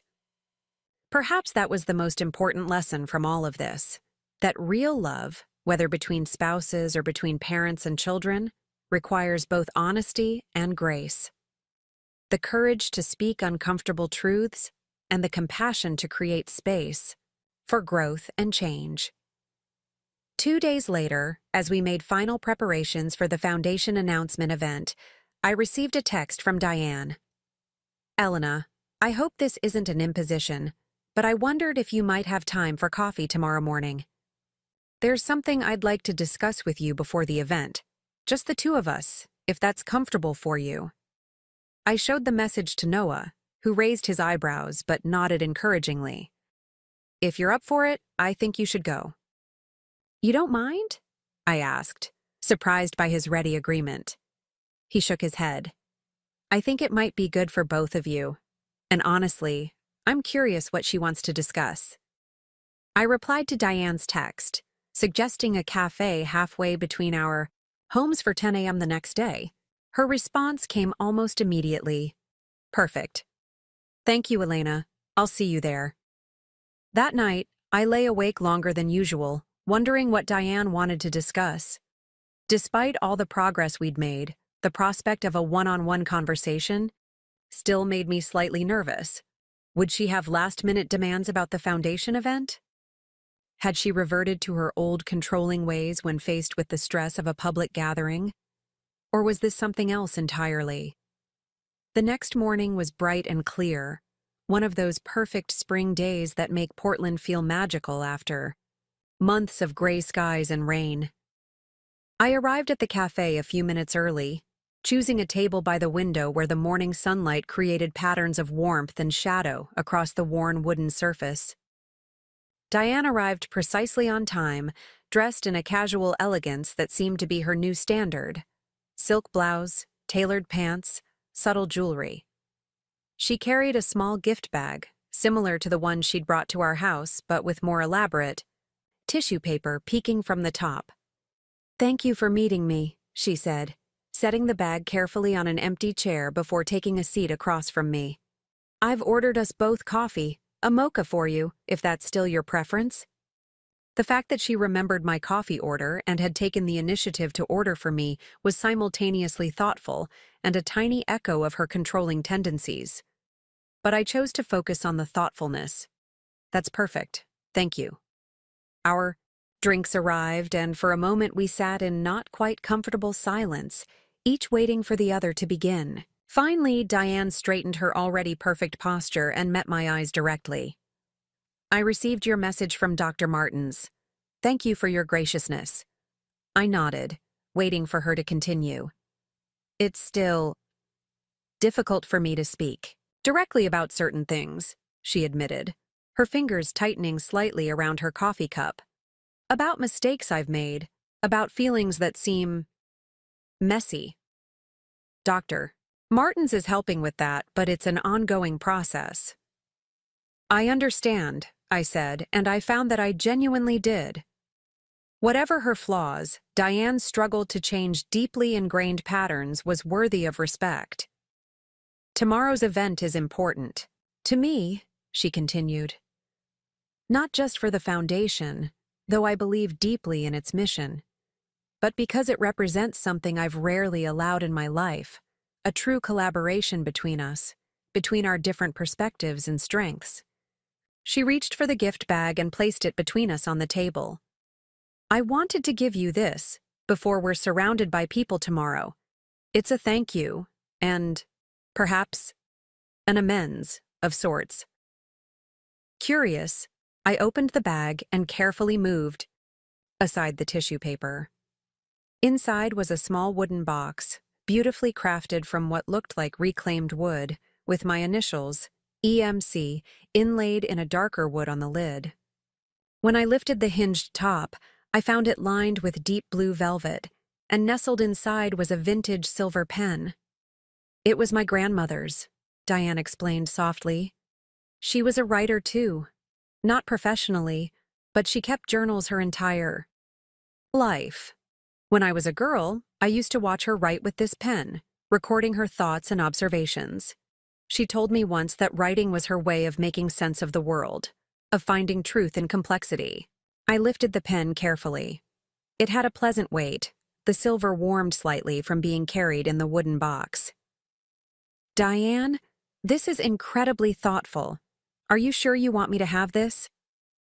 She nodded, a certainty in her expression that had nothing to do with her usual insistence on getting her way. My grandmother would have appreciated your courage, your unwillingness to speak words that weren't truly yours. And so do I, even though it took me too long to recognize it. The moment felt significant, not a complete transformation of our relationship, but an important step towards something healthier, more authentic. Thank you, I said simply, knowing that elaborate expressions of gratitude would only make us both uncomfortable. I'll treasure it. Diane seemed relieved by my understated response. I've been thinking about legacy recently, she said, turning her coffee cup slowly. About what we pass down through generations. Not just physical objects or wealth, but values, patterns, ways of being in the world. Is that part of why you created the foundation? I asked. She considered this. Partly, yes. I want to leave something meaningful behind. But I've also been thinking about the other kind of legacy, the invisible inheritances we receive from our families and pass on, often without realizing it. Like patterns of control? I suggested gently. Diane's smile held a hint of sadness. Exactly like that. My mother was. Even more rigid than I am, if you can imagine that. Her life was defined by propriety, by appearances, by never showing vulnerability. I inherited that from her, along with the anxiety that drives it. This was the most personal conversation we'd ever had. I sensed its significance for Diane, her tentative venture into territory that had always been forbidden in her world, honest acknowledgement of family dysfunction. But patterns can be broken, I offered. That's what you're doing now. She nodded, something like determination settling into her features. That's what I'm trying to do. For myself, for my relationship with Noah, with you. And perhaps someday, for my relationship with my grandchildren, should you choose to have them. The mention of potential grandchildren would have felt presumptuous, even manipulative from the old Diane. From this newer, more self-aware version, it felt like a hope offered without demand. No pressure on that front, she added quickly, correctly reading my expression. Whenever or if ever that happens, it will be your decision entirely. I'm simply hoping that by doing this work now, I might be a different kind of grandmother than my mother was, a better one. I think you will be, I said honestly. We talked for another hour, moving from these deeper waters to more practical matters regarding the foundation event. When we finally parted, there was a new ease between us, not the seamless comfort of a naturally close relationship, but the hard-earned understanding that comes from working through genuine conflict with honesty and goodwill. As I drove home, the wooden box safely tucked in my bag, I reflected on the journey our family had taken since that dramatic moment at the altar. The path had been neither straight nor smooth, but it had led us somewhere I couldn't have imagined on our wedding day, to a place where Diane could give me a treasured family heirloom, where we could speak honestly about painful truths, where we could build something meaningful together despite our differences. Noah was waiting eagerly when I arrived home. How did it go? What did she want? I showed him the wooden box and the silver pen, explaining their significance. As I related Diane's words about legacy and her hope to break generational patterns, his expression shifted from curiosity to something deeper, a complex mix of surprise, hope, and lingering caution. "It's strange," he said finally. "All my life, I've been bracing against her control, defining myself partly in opposition to her expectations. Now that she's changing, I almost don't know how to relate to her." "It's a good problem to have," I pointed out, adjusting to improvement rather than managing damage. He smiled, carefully returning the pen to its velvet nest. The foundation announcement at the Botanical Gardens unfolded like a dream, the kind where everything somehow aligns perfectly despite your lingering fears. Spring flowers bloomed in vibrant displays along the pathways, their fragrance carried on a gentle breeze as guests mingled in the sustainable pavilion Noah and I had selected. Local artists, whose work would be supported by the Arts Education branch of the foundation, had created installations throughout the gardens that complemented rather than competed with nature's own artistry. I watched Diane from across the gathering, noting how different she seemed from the woman who had tried to control our wedding. She moved through the crowd with her characteristic grace, but without the imperial air that had once defined her public persona. When she spoke with potential grant recipients, environmental scientists, arts educators, community organizers, she listened more than she talked, her attention focused and genuine. "She's really good at this," Noah observed, appearing at my side with 2 glasses of the local sparkling cider we'd chosen instead of champagne. "Connecting with people when she's not trying to control everything." I accepted the glass with a smile. "It's like watching someone discover a talent they never knew they had." William joined us, looking proud and slightly amazed. 43 years of marriage, and she can still surprise me. He nodded toward Diane, who was deep in conversation with the director of a youth arts program from a historically underserved neighborhood. 6 months ago, she would have dominated that conversation, explained to that woman exactly how to run her program more efficiently. "And now?" I asked, curious about his perspective. "Now she's asking questions, learning about challenges she's never had to face personally." William's expression softened. "It's like watching her become more fully herself, if that makes sense. Not an entirely different person, but a more complete version of who she's always been." The formal announcement program began shortly after, with William welcoming everyone and explaining the foundation's creation. Noah spoke next, outlining the environmental initiatives with passion and clarity. I followed with a brief presentation on the arts education component, sharing stories from my own experience of how creative expression had shaped my life opportunities.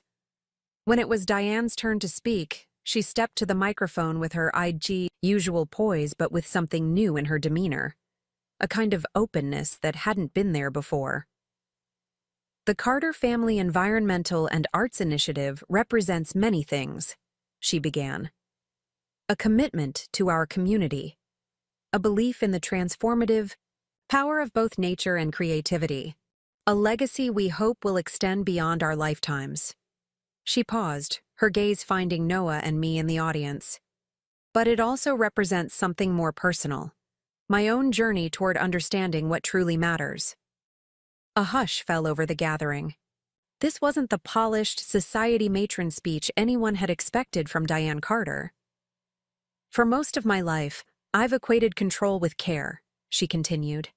"I believed that managing every detail, directing every outcome, was the best way to show love for my family and commitment to my community. I was wrong." She looked down briefly, collecting herself, then continued with quiet strength. "Real care, I'm learning, involves trust. Trust in others' capabilities and judgment. Trust in their unique vision and path. The kind of trust my son Noah and his wife Elena have shown in inviting me to be part of this foundation after I failed them so profoundly at their wedding. Murmurs rippled through the audience. Many of these people had been at our wedding, had witnessed Diane's attempt to control our vows and her dramatic exit from the church. That she would reference it so directly, in such a public forum, was astonishing. This foundation isn't about imposing our vision on others, Diane continued, her voice steady. It's about providing resources and support so that talented, committed people can pursue their own visions for environmental stewardship and artistic expression. It's about enabling, rather than controlling, about trust rather than dominance. She smiled then, a genuine expression that transformed her face. I have a great deal more to learn about this approach, but I'm fortunate to have excellent teachers in my family. Thank you all for being here today as we begin this new chapter. The applause that followed was warm and sustained. As Diane rejoined us, I noticed something I'd never seen before, a faint blush on her usually composed features. Was that too personal? She whispered to William. It was perfect, he assured her, taking her hand. Noah embraced his mother briefly. Thank you, he said simply.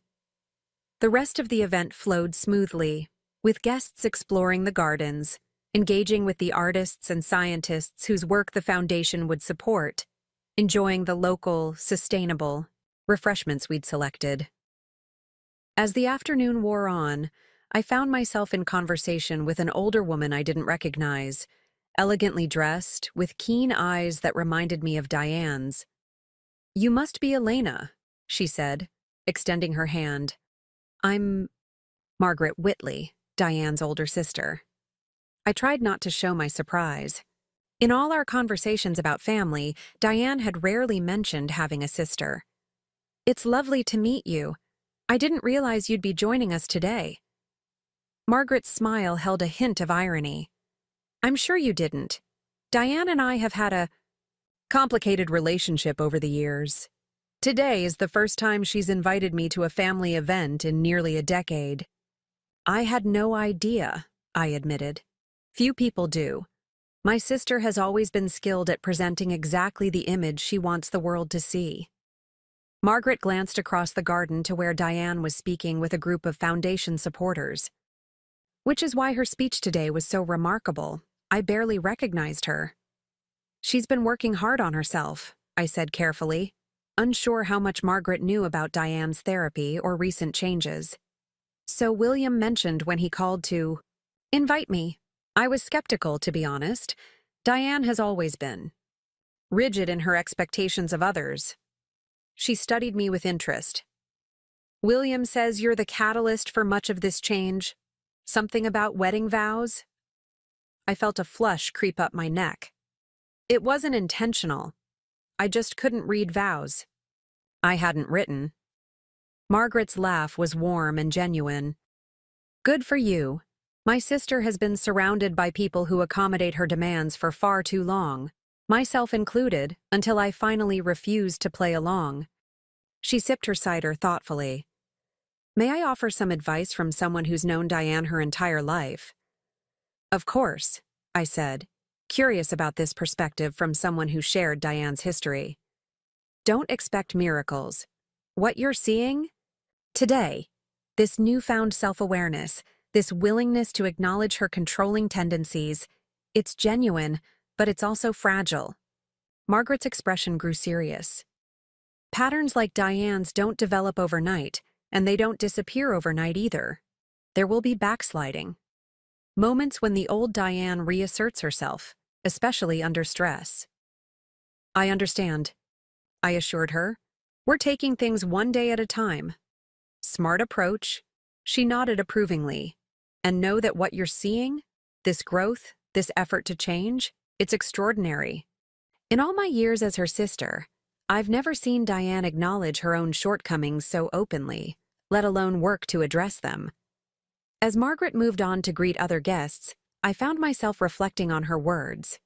the journey we'd been on with Diane since the wedding had indeed been remarkable.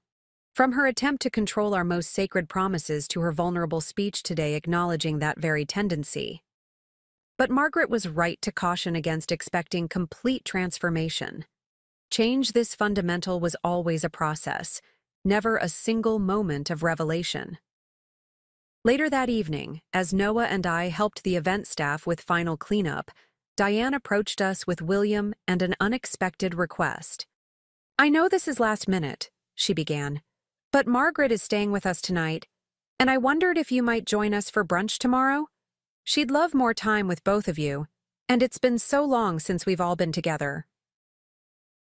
The invitation itself wasn't surprising. Family meals had become more common in recent months, but the inclusion of Margaret, this sister who had apparently been estranged for years, added a new dimension. Noah glanced at me before responding. "We'd be happy to, Mom. Anything we can bring?" "Just yourselves," William said warmly. "And perhaps that honeysuckle jam Elena made?" Diane mentioned how much she enjoyed it last time.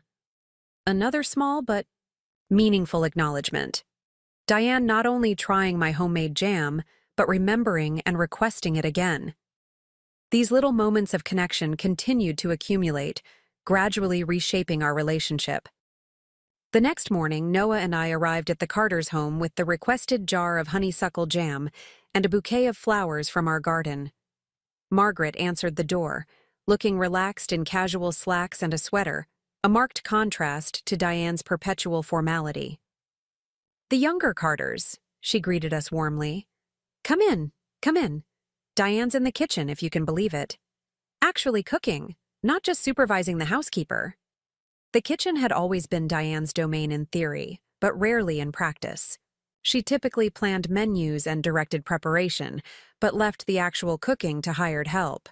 The sight of her in an apron, hair pulled back, hands dusted with flour as she shaped scones, was so incongruous that Noah actually stopped in the doorway. "Mom," he said, his tone conveying his disbelief. Diane looked up, a smudge of flour on her cheek. "Good morning. The quiche is just coming out of the oven. I hope you're hungry." William moved around her with the comfortable choreography of long partnership, setting out plates on the breakfast nook table. Diane decided we should try a more informal approach. Today, in the kitchen rather than the dining room. "Margaret's influence," Diane said with a wry smile toward her sister. "She always said our formal dining habits were ridiculous for family meals." "For 40 years I've been saying it," Margaret confirmed cheerfully. Today she finally listened. Brunch was served family style: quiche, scones, fresh fruit, and coffee passed around the table in a relaxed fashion that would have been unthinkable in the Carter household a year ago. The conversation flowed naturally, with Margaret sharing stories of her travels. She'd spent much of the past decade exploring Southeast Asia, and Noah discussing his latest restoration project. As we finished our meal, Diane cleared her throat slightly. "Before everyone disperses, there's something I'd like to share." She reached for a folder that had been set aside on a nearby counter. "Elena, this might be of particular interest to you." She handed me what appeared to be some kind of legal document. As I scanned the first page, I realized it was paperwork for a significant donation to a children's literacy organization I'd mentioned supporting in the past. "This is incredibly generous," I said, looking up in surprise. "But why?" "It's not just a donation," Diane explained. "It's the establishment of a scholarship program for aspiring children's book authors and illustrators from underrepresented backgrounds. We thought it might align with your values, perhaps even become part of your work with the foundation if you're interested." I was genuinely touched by the thoughtfulness of the gift. Not just the financial commitment, but the careful attention to causes that mattered to me. Thank you. It's perfect." "There's more," Diane continued, surprising us. Further, she turned to Noah. "Your father and I have been discussing the future of the house." Noah tensed slightly beside me. The Carter family home had always been a contentious topic, a symbol of the privilege and formality that Noah had rejected in forging his own path. "We've decided to downsize," William explained gently. "This house has served us well, but it's far more space than we need now. We're looking at apartments in that new sustainable development downtown, the one with the rooftop gardens and solar panels." Noah's eyebrows shot up. "You're moving to eco-urban towers? That's unexpected." "We thought you might approve of the environmental aspects," Diane said, a hint of her old concern for approval creeping into her voice. "And it would put us closer to the foundation offices." "It's a wonderful development," Noah assured her. Quickly, "I'm just surprised. You've always loved this house." Diane glanced around the kitchen, at the premium appliances she rarely used, the carefully selected finishes, the space designed more for impression than comfort. "It served its purpose. But I'm finding that at this stage of life, I value connection more than square footage, convenience more than status." Margaret made a sound that might have been suppressed laughter. "My sister, embracing minimalism. Never thought I'd see the day." Diane shot her a look that held more affection than annoyance. "Not minimalism, practicality. There's a difference." As the conversation continued, exploring the details of the Carters' planned move, I watched the interactions between Diane and Margaret with fascination. There was clearly a complex history there, moments of tension, old patterns of communication, lingering sensitivities. But there was also genuine affection and a willingness on both sides to move beyond past conflicts. When we finally prepared to leave several hours later, Margaret pulled me aside for a quiet word. "Thank you," she said simply. "For what?" I asked, confused. "For helping my sister find her way back to herself." Margaret's expression was earnest. The Diane I knew growing up, before she built all those walls of perfectionism and control, she was passionate, creative, deeply caring. Today I caught glimpses of that girl again. She squeezed my arm gently. "It means a lot to see my sister again, not just the persona she's hidden behind for decades."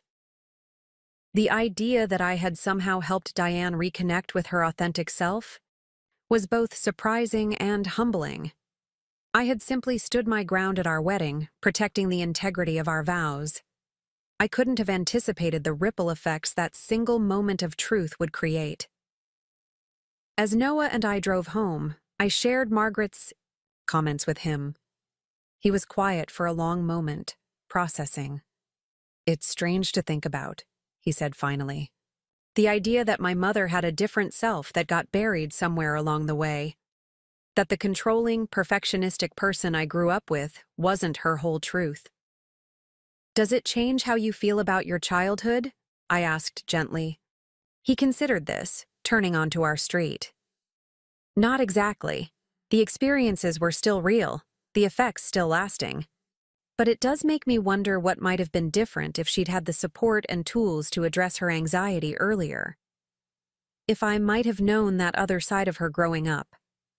There was no regret in his voice, just thoughtful reflection, a willingness to see his mother with new complexity rather than through the singular lens of their difficult history. Summer arrived in Portland with uncommon warmth and sunshine. Noah's environmental consulting work took him to field sites more frequently, while I finished illustrations for my latest children's book and began research for a new series. The foundation work continued to evolve, with regular meetings that grew increasingly collaborative as Diane settled into her role as contributor rather than controller. In July, William called with news that they had sold their house and would be moving to the eco-urban development in August. "We could use some help sorting through everything," he admitted. 40 years in one place, you accumulate more than you realize." Noah agreed immediately. "Just tell us when. We're happy to help." The process of helping the Carters downsize became an unexpected opportunity for deeper connection. Each weekend through July, Noah and I joined them to sort through rooms full of accumulated possessions, deciding what to keep, what to sell, what to donate. The task was practical but also deeply personal, with each object holding memories and meaning. One Saturday, as Noah helped William catalog his extensive book collection, I found myself alone with Diane in her home office. The room had always intimidated me slightly. A formal space with its mahogany desk, leather chair, and walls lined with evidence of her professional accomplishments. Now cardboard boxes were stacked in one corner, gradually filling with the contents of her precisely organized life. It's strange, dismantling all of this, Diane admitted, running her fingers over the spines of leather-bound day planners that chronicled decades of her carefully scheduled existence. Liberating, but also disorienting. I nodded, understanding the complex emotions involved in such transitions. It's a lot of change at once. Yes. She opened one of the planners to a random page, smiling slightly at whatever she saw there. William thinks I'm being remarkably adaptable about all this. He doesn't realize I've been ready for change for some time. I continued sorting through a drawer of office supplies, allowing her the space to continue if she wished. After what happened at your wedding, she said. After a moment, her voice quieter, I spent a lot of time thinking about why I did what I did, why controlling those vows seemed so critically important to me. I set down the items in my hands, giving her my full attention. I realized I've spent most of my adult life trying to script everything, not just events, but people's actual words, their emotions, their responses. She closed the planner carefully, as if having the right words, the right appearances, could somehow ensure the right outcomes. That must be exhausting, I said softly. It is. It was. Diane's usual perfect posture softened slightly. When you refused to read my version of your vows, when you spoke your own truth instead, it was like watching someone step off a script I didn't even realize I was following myself. The insight surprised me with its clarity and self-awareness. I never thought of it that way. Neither did I until recently. She began filling another box with organized precision. Dr. Martin says I've been trying to control external circumstances to manage internal anxiety. A common pattern, apparently, but not a very effective one. I thought about this as we continued working, sorting decades of Diane's carefully documented life into categories for the future. Eventually, I found myself saying, you know, in children's books, we talk about finding your voice as a central theme. Characters discovering they can speak their own truth, tell their own stories. Diane looked up, her expression thoughtful. And that's what you did at the altar, found your voice. I think maybe we all have, I suggested carefully. You included. Speaking from your authentic self at the foundation event. Reconnecting with Margaret, making these changes in your life. That's finding your voice too. She seemed to consider this deeply, weighing my words with the same careful attention she gave to everything. I've spent so long thinking of voice as something to perfect, to polish, to make acceptable, not as something to discover. A small smile touched her lips. Perhaps I could use a children's book on the subject. Maybe I'll write you one, I offered, returning her smile. I'd like that. She handed me a small, ornately carved wooden box from her desk. Speaking of voices and stories, I'd like you to have this. It was my grandmother's, the same one whose pen I gave you earlier. Inside the box were dozens of small cards, each containing a handwritten quote or reflection in elegant, old-fashioned script. Her commonplace book, Diane explained, where she collected words and ideas that spoke to her. I thought it might inspire your writing. The gift was unexpectedly personal, a piece of family history entrusted to me not as a daughter-in-law, fulfilling a role but as a fellow creator who might appreciate its value. Thank you, I said, genuinely moved. I'll treasure it. That evening, after returning home from the Carters, Noah found me at the dining table, poring over his great-grandmother's collection of quotes and musings. What's all this? He asked, setting down his keys. I explained Diane's gift, showing him the delicate cards with their carefully penned insights. It's fascinating, like having a conversation across generations with someone I never met. Noah examined one of the cards, which contained a quote about courage being the discovery of new terrain within oneself. I had no idea this existed. Mom never mentioned it. I think she's rediscovering parts of her own history, I suggested. Finding meaning in different aspects of her family legacy than she focused on before? He nodded thoughtfully. Dad said something similar today. That mom seems to be reconnecting with family stories and values she set aside during her years building the business. He sat beside me, gently shuffling through the cards. It's like she's curating a different kind of legacy now. The observation rang true.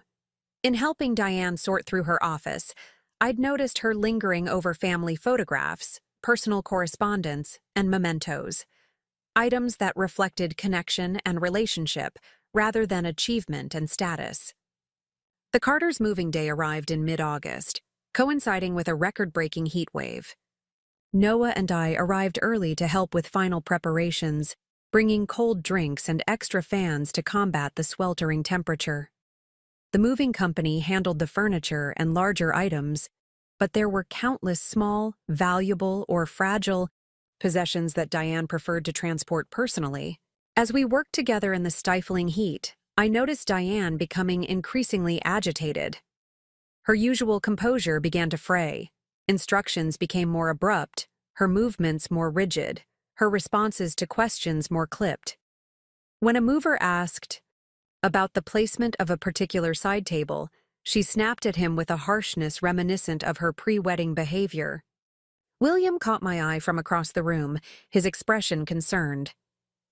I nodded slightly, understanding his unspoken message. This was what Margaret had warned about, the stress of major change triggering a reversion to old patterns of control.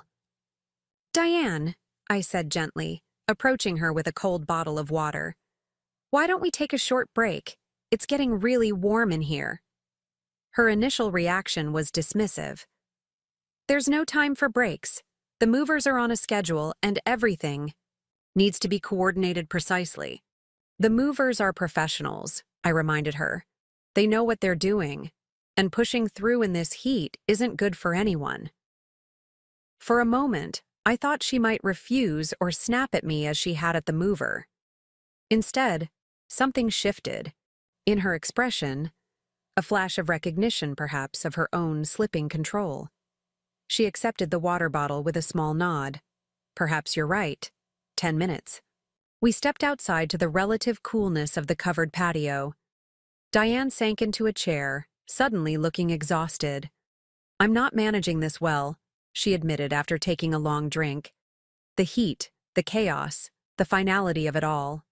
I can feel myself becoming that person again. The one who thinks she can perfect away anxiety by controlling every detail. The self-awareness in her observation was remarkable, a sign of genuine progress, despite the momentary regression. Moving is one of life's most stressful experiences, I offered. It's natural to fall back on old coping mechanisms under pressure. She smiled wryly. Dr. Martens would approve of that perspective. She's been preparing me for exactly this scenario. High stress. Situations triggering old patterns. Diane looked toward the house where William was visible through the window, calmly directing one of the movers. The difference now is that I can recognize when it's happening. I can make a different choice. And she did. After our brief break, Diane returned to the moving process with visibly renewed composure. She still organized and directed. Those skills were valuable in a complex logistical operation like moving, but with less rigidity, less insistence on perfection, more willingness to adapt when circumstances required flexibility. By late afternoon, the move was complete. The Carter family home of 4 decades stood empty, echoing with memories but ready for its new owners. We followed Diane and William to their new apartment at Eco-Urban Towers. helping them settle in essentials for their first night in the dramatically different space. The contrast between the two homes could hardly have been more striking. Where the colonial house had been formal, traditional, and expansive, their new apartment was modern, efficient, and compact. Floor-to-ceiling windows offered views of the city and distant mountains. The building's shared rooftop garden provided green space without the maintenance burden of their former extensive grounds. "What do you think?" William asked us as we stood in their new living room, surrounded by boxes but already appreciating the thoughtful design of the space. "It's beautiful," I said truthfully. "So bright and open." "Different," Noah added, still processing the dramatic change. "But in a good way, I think. It suits you, or at least who you're becoming." Diane smiled at that. "That's exactly right. It's not who we were, but perhaps who we're growing into." She moved to the windows, gazing out at the city spread below. Them. There's something liberating about letting go of so much stuff. All those things we accumulated because we thought they defined us in some way. "Though we did keep what matters most," William added, slipping an arm around her waist. "The photographs, the books we truly love, the pieces with real meaning." We ordered takeout for dinner, eating at their new, much smaller dining table, a handcrafted piece Noah had helped his father select from a local artisan. As we ate, conversation turned naturally to the future, to the Foundation's upcoming fall grant cycle, to my next book project, to Noah's expanding role in regional conservation efforts. "We've been thinking," William said during a pause in the conversation, "about traveling more. Now that we're not tied to such a large property and with Amanda fully taking over the business." "That sounds wonderful," Noah encouraged. "Where are you considering?" "Margaret has invited us to visit her in Thailand," Diane said, a hint of excitement in her voice that I'd rarely heard before. "And there are several international sustainable development projects that align with the Foundation's mission. We thought we might combine purpose with pleasure." The idea of Diane willingly stepping away from her carefully controlled environment to explore unfamiliar cultures and circumstances would have seemed impossible a year ago. Now it felt like a natural evolution of her journey toward a less rigid, more open approach to life. "When would you go?" I asked. "Not until after the holidays," William assured us. "We want to be here for our first Christmas as a family since, well, in quite some time." The mention of family holidays brought a comfortable warmth to the conversation. Last Christmas had been awkward, too soon after the wedding confrontation, for genuine ease, but with enough progress to make it civil if not particularly joyful. This year promised something different, a celebration built on the more authentic relationships we'd been nurturing throughout the months since our wedding. As Noah and I finally prepared to leave, Diane walked us to the door of their new apartment. "Thank you both, not just for today, but for everything." The vague everything encompassed so much, for standing our ground at the wedding, for giving her opportunities to make amends, for participating in the Foundation, for helping with the move, for being part of the transformation of her life in ways none of us could have anticipated when I refused to read those rewritten vows. "We're family," Noah said simply, embracing his mother. "This is what family does." As we drove home through the warm summer evening, I thought about that word, family, and how its meaning had evolved for us over the past year. We had moved from a concept of family defined by obligation, appearances, and prescribed roles to something more organic, more authentic, more capable of accommodating growth and change. "Penny for your thoughts?" Noah asked, noticing my contemplative silence. "I was just thinking about how far we've all come since the wedding," I said. "Your mom, especially." He nodded, turning onto our street. "It's like watching someone slowly, painfully unfold after being crammed into too small a container for decades." The metaphor was apt. Diane was indeed unfolding, rediscovering aspects of herself that had been compressed by anxiety, perfectionism, and rigid social expectations. The process wasn't always graceful or linear, as we'd seen during the stress of moving day, but it was genuine and profound. "Do you ever wonder what would have happened if I'd just read her vows that day?" I asked as we pulled into our driveway.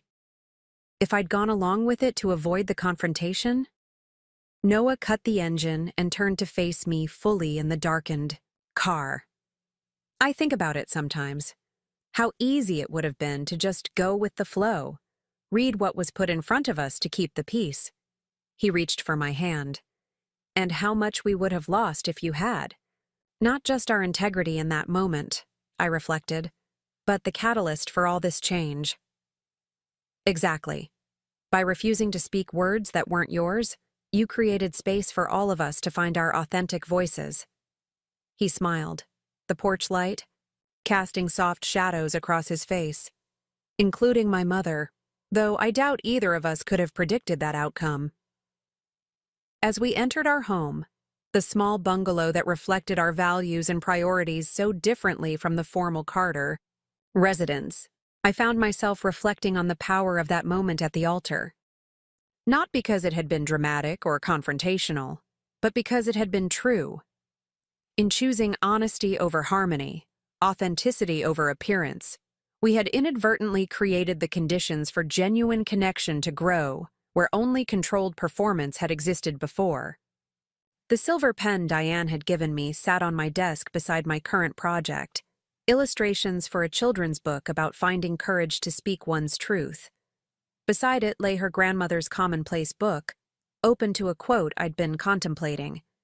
That morning, "The beginning of love is the will to let those we love be perfectly themselves, and not to twist them to fit our own image. Otherwise, we love only the reflection of ourselves we find in them."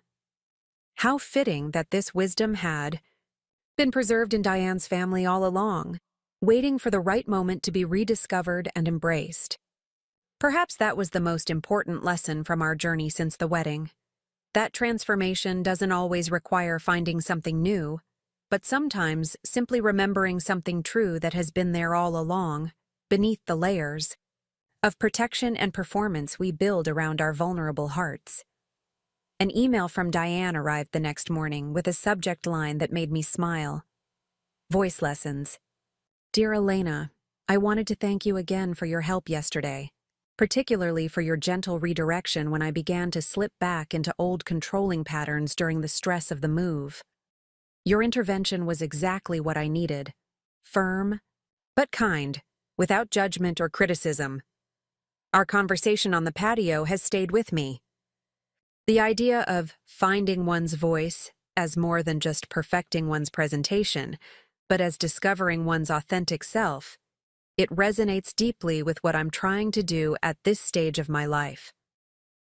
William and I are settling into our new home, and there's something surprisingly freeing about the smaller space, the necessity of being thoughtful about what we keep around us. I find myself wondering what other areas of my life might benefit from similar conscious curation. Dr. Martin suggested that I practice expressing appreciation directly when people have impacted me positively, rather than filtering such feelings through social obligations or formalities. So, in that spirit, I am deeply grateful for your presence in our family, not just as Noah's wife, but as the remarkable woman you are in your own right. The journey since your wedding has been challenging but transformative for me. Thank you for your part in that transformation, both the difficult moment that catalyzed it and the compassionate way you've allowed me to find a new path forward. With love and appreciation, Diane P.S. I've been thinking about your children's book concepts. If you're open to it, I'd love to hear more about your creative process sometime. Not to guide or direct, I've learned my lesson there, but simply to understand better the work that brings you such evident fulfillment. I shared the email with Noah over breakfast, watching his expression shift from surprise to thoughtful appreciation as he read his mother's words. "Wow," he said finally. I don't think my mother has ever written anything this personal or vulnerable in her life. Voice lessons. I repeated the subject line with a smile. I think we're all still learning. He reached across the table for my hand. Together. As the summer heat gave way to the first hints of autumn, I found myself reflecting on the cyclical nature of our story, how we had come full circle from one autumn to the next, from a wedding that began with conflict to a family that was learning, however imperfectly, to communicate with honesty and respect. Not the perfect, controlled family Diane had once tried to orchestrate, but something more real, more resilient, more capable of growth and adaptation. The lessons of that day at the altar continued to unfold in unexpected ways. By refusing to speak words that weren't mine, I had created space for authenticity that extended far beyond that moment. The ripples from that single act of integrity had transformed not just our wedding day, but our family's entire way of relating to one another. There would be challenges ahead, certainly. Margaret's warning about the fragility of Diane's progress had proven accurate during the stress of moving day. Old patterns don't disappear overnight, especially those reinforced over decades. But now we had new tools, new understanding, new commitment to navigating those challenges together, speaking our truths with both courage and compassion. As I turned back to my desk, to the children's book illustrations waiting for my attention, I picked up the silver pen Diane had given me, her grandmother's cherished possession now entrusted to me. The weight of it felt right in my hand, solid and real, like the connections we were building. One word at a time, one truth at a time, one day at a time. In the end, this was perhaps the true meaning of those wedding vows I had insisted on speaking. Not just promises between Noah and me, but an invitation to our entire family to emerge from behind carefully constructed facades and relate to one another with genuine presence, to stop reading from scripts written by fear and expectation, and start speaking from hearts capable of growth, forgiveness, and love. Fall arrived in Portland with a spectacular display of color, painting the city, in rich golds, deep reds, and fiery oranges. Noah and I marked our first wedding anniversary with a quiet weekend getaway to the coast, renting a small cabin where we could hear the ocean through open windows and watch the sunset paint the horizon in hues that reminded me of our wedding.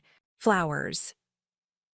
A year ago today, I was frantically checking my vows for the 100th time, Noah recalled as we walked along the shoreline, collecting interesting shells and sea glass, completely unaware of what my mother had done.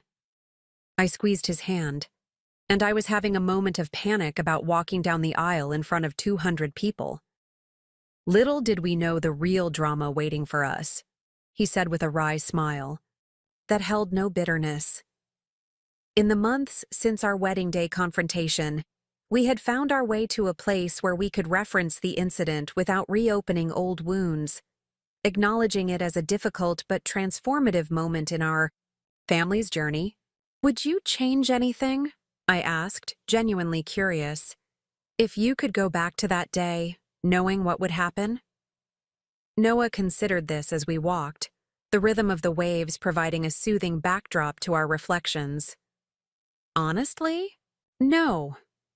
As challenging as it was in the moment, I think it needed to happen exactly as it did. He stooped to pick up a perfectly intact sand dollar. My mother needed that wake-up call. We needed to establish boundaries from the very beginning, and I needed to see you stand your ground so powerfully. The confidence in his answer warmed me. I feel the same way, though I might have appreciated a less public venue for such a pivotal confrontation. He laughed, tucking the sand dollar carefully into his pocket. Fair enough. But then again, the public nature of it might be what made it impossible for Mom to simply dismiss or rewrite what happened. Too many witnesses. Our anniversary weekend served as a brief, peaceful interlude before we returned to Portland and the busy season ahead. The foundation was preparing for its fall grant cycle. Noah's environmental work had expanded to include a major watershed restoration project. and I was deep in negotiations for a new children's book series focused on young people finding their authentic voices. Diane and William had settled into their new apartment at Eco-Urban Towers, adapting to downsized living with surprising enthusiasm.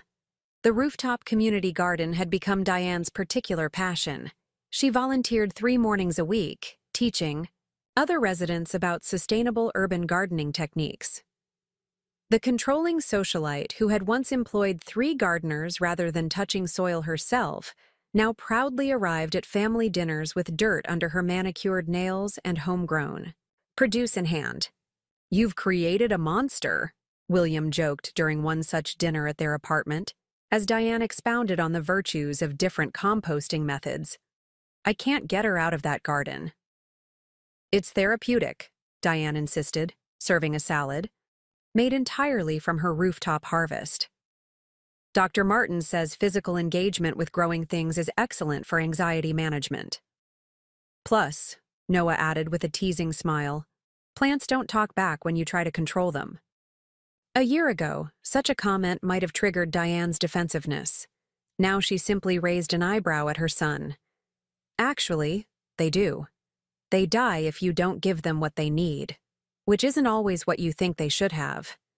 She passed the salad bowl to me with a meaningful look. "Rather like relationships." These small moments of self-awareness and humor had become more frequent in our interactions with Diane. The growth wasn't always linear. There were still occasions when stress or uncertainty triggered her controlling tendencies, but the overall trajectory was unmistakable. Most importantly, when she did slip into old patterns, she now recognized it more quickly and could usually course-correct before significant damage was done. As October progressed, bringing the anniversary of our wedding vow confrontation, I noticed Diane becoming quieter during our family gatherings, more reflective. During a foundation meeting in mid-October, she asked if Noah and I might be available for dinner the following week, on the exact date of our wedding. "Nothing formal," she assured us. "Just the 4 of us. There's something I'd like to share with you both." Noah and I exchanged curious glances, but readily agreed.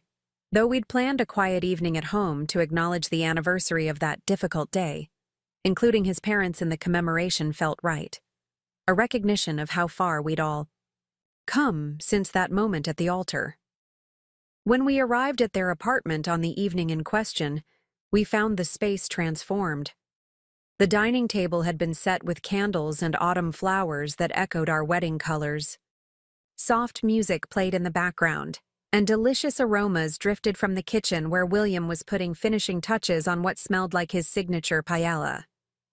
"This is lovely," I said, accepting the glass of wine Diane offered. "But you didn't need to go to so much trouble."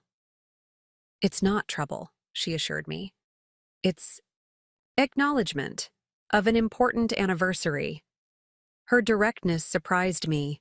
I had expected the evening to dance around the significance of the date, perhaps referencing it obliquely but not addressing it head-on. "Mom, it's okay," Noah began, cautiously. "We don't need to—" "But I do," Diane interrupted gently. "I've been thinking about this day for weeks, working up to what I want to say."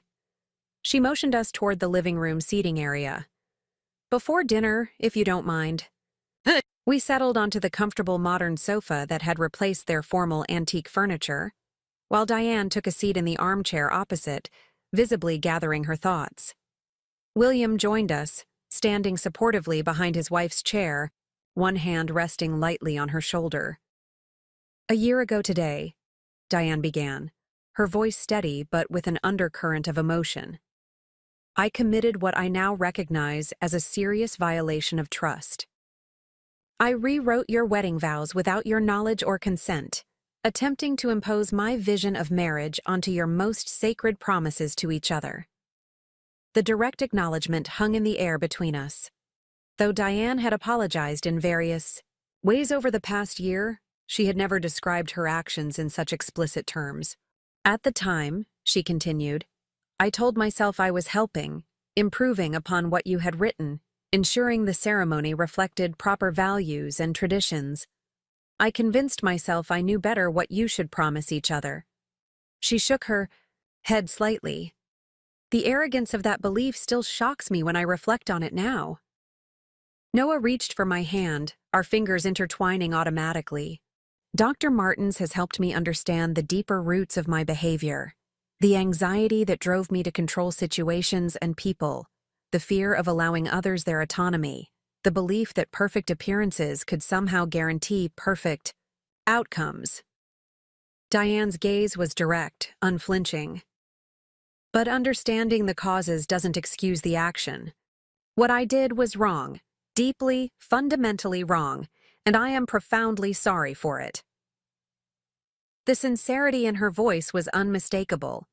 This wasn't the carefully crafted public apology she had offered at the foundation event, designed to repair her social image. This was something more personal, more vulnerable, a genuine reckoning with the harm she had caused. When you refused to read my version of the vows, Elena, she continued, turning to me specifically, you did more than stand up for yourself in that moment. You gave me an opportunity I didn't deserve but desperately needed. The chance to see myself clearly, perhaps for the first time in decades. Tears pricked at my eyes, unexpected and unwelcome. I had long since moved past anger at Diane's wedding day manipulation, but I hadn't anticipated being moved by her reflection on it. The past year has been... She paused, searching for the right word, transformative. Painful at times, certainly, but necessary. I've had to confront patterns and beliefs I'd never questioned. I've had to learn new ways of relating to both of you, to William, to my sister, even to myself. A small smile touched her lips. It turns out you can teach an old dog new tricks, though this particular old dog is still very much a work in progress. The self-deprecating humor, so unlike the Diane we had first known, broke the tension slightly. Noah chuckled, releasing some of the emotion that had built during her speech. You're doing the work, Mom, he said warmly. That's what matters. Diane nodded, acknowledging his support. I wanted to mark this anniversary not just with an apology, but with something more tangible. She reached for a small package on the side table, beautifully wrapped, of course, some habits remaining. Unchanged. This is for both of you. Noah accepted the package, looking to me before carefully unwrapping it. Inside was a handcrafted wooden frame, similar in style to the box that held her grandmother's pen, but larger. Behind the glass were two handwritten documents, side by side. Our actual wedding vows, I realized, recognizing my own handwriting on one side and Noah's on the other. Yes, Diane confirmed. William helped me locate the originals. I had them professionally preserved and framed. Her voice softened. The vows you wrote yourselves, the promises you chose to make to each other, they're beautiful, authentic, far more meaningful than anything I tried to substitute. The gesture was powerful in its symbolism, Diane not only acknowledging our right to speak our own promises, but actively preserving and honoring the words she had once tried to replace. There's an inscription on the back, William mentioned quietly. Noah turned the frame over carefully. A small brass plaque had been affixed to the wood, engraved with words that caught in my throat as I read them aloud. The truest vows are those that come from the heart, spoken by voices brave enough to claim them. With love and admiration for your courage to begin your marriage in authenticity. Diane and William. For a moment, no one spoke. The simple inscription represented such a profound shift in Diane's perspective, from seeing our personal vows as inadequate and requiring her intervention to recognizing them as more authentic and courageous than the traditional promises she had tried to impose. Thank you, I managed finally, genuinely touched by the thoughtfulness of the gift and all it represented. Noah set the frame carefully on the coffee table and moved to embrace his mother. It means a lot, Mom. Really. Diane returned his hug with visible emotion. "I'm still learning," she said as they separated. "Still making mistakes, but I'm trying to listen more than I direct, to support more than I control."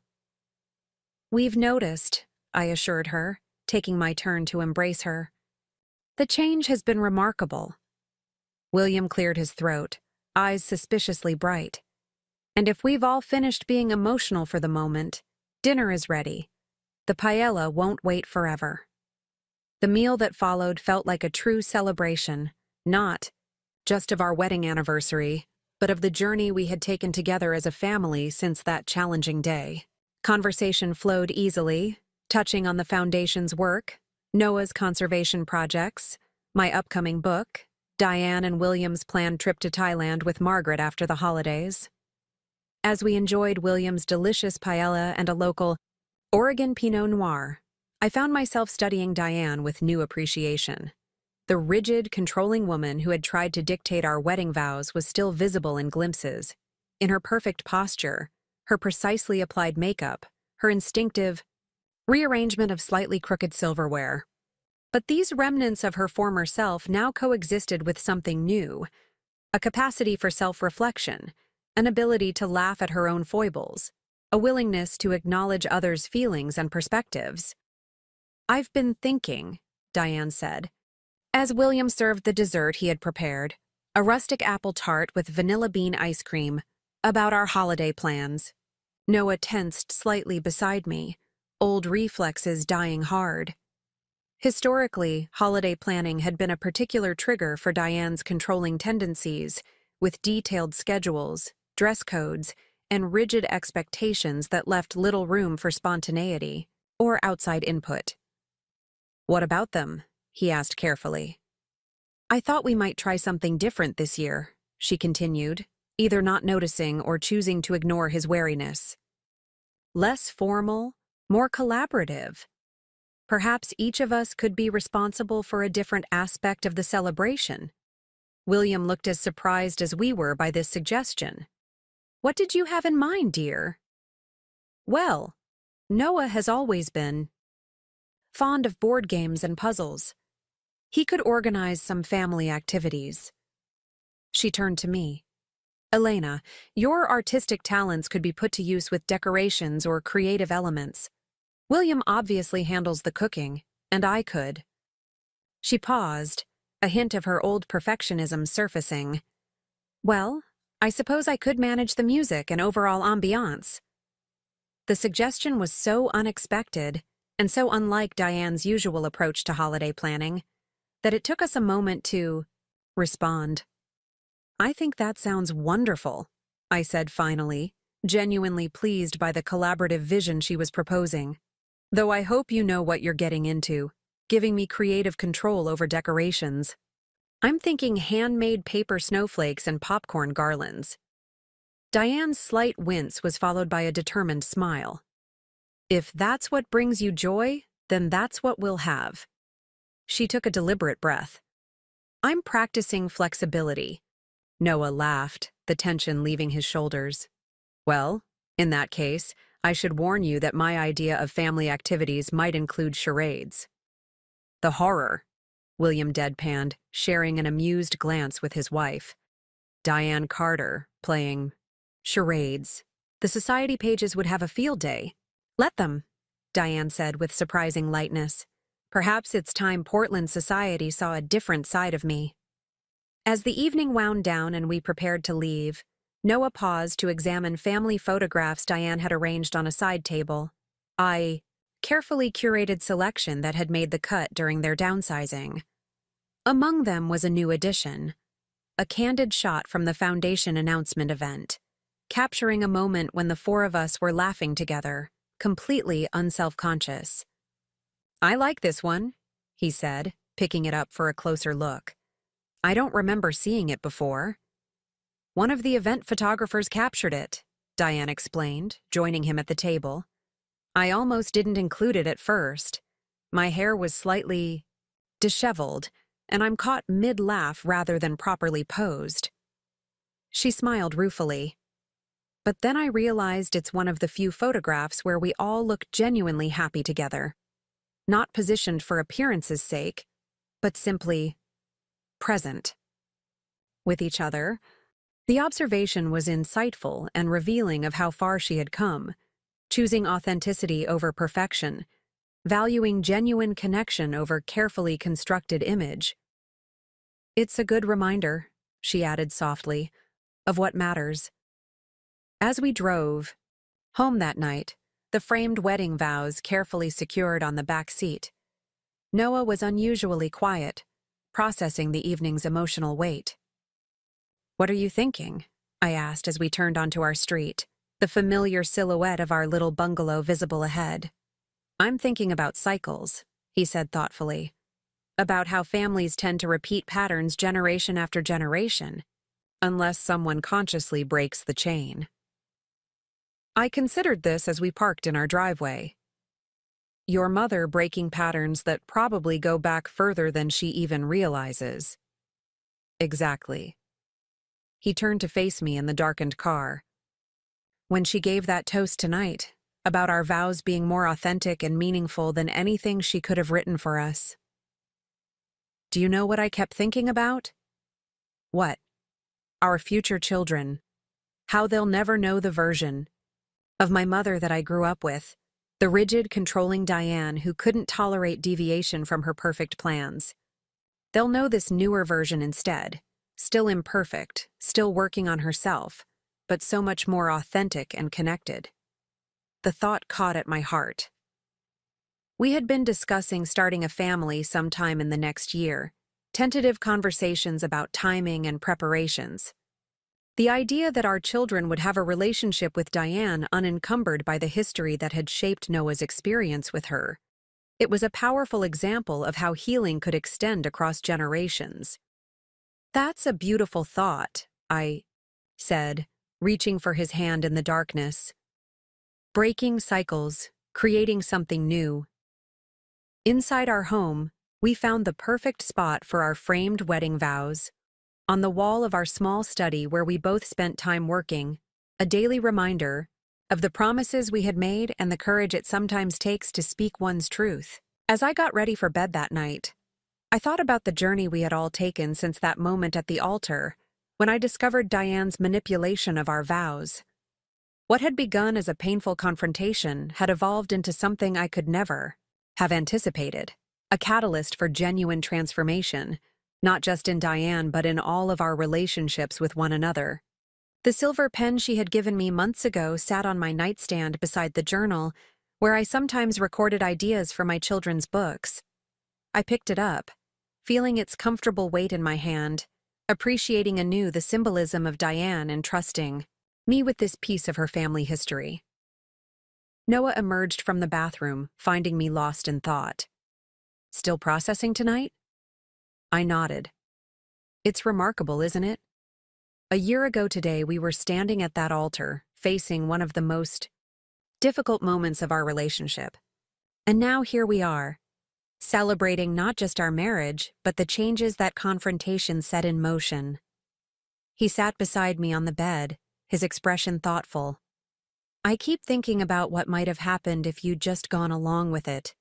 Read those vows she wrote, avoided the conflict.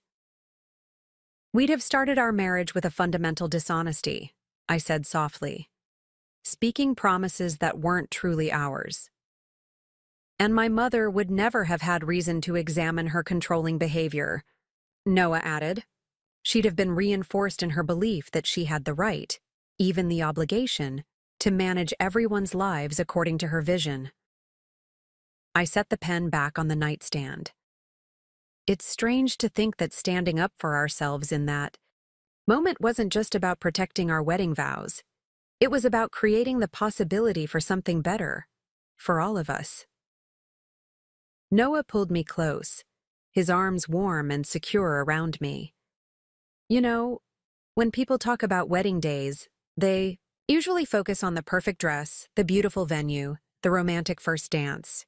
No one ever says, 'The best part of our wedding was when my bride refused to read the vows my mother secretly rewrote.'" causing a scene that ultimately transformed our entire family dynamic. I laughed against his shoulder. Not exactly a Pinterest-worthy wedding moment. But maybe it should be, he said more seriously. Because that moment of truth, uncomfortable as it was, created the foundation for our marriage that nothing else could have.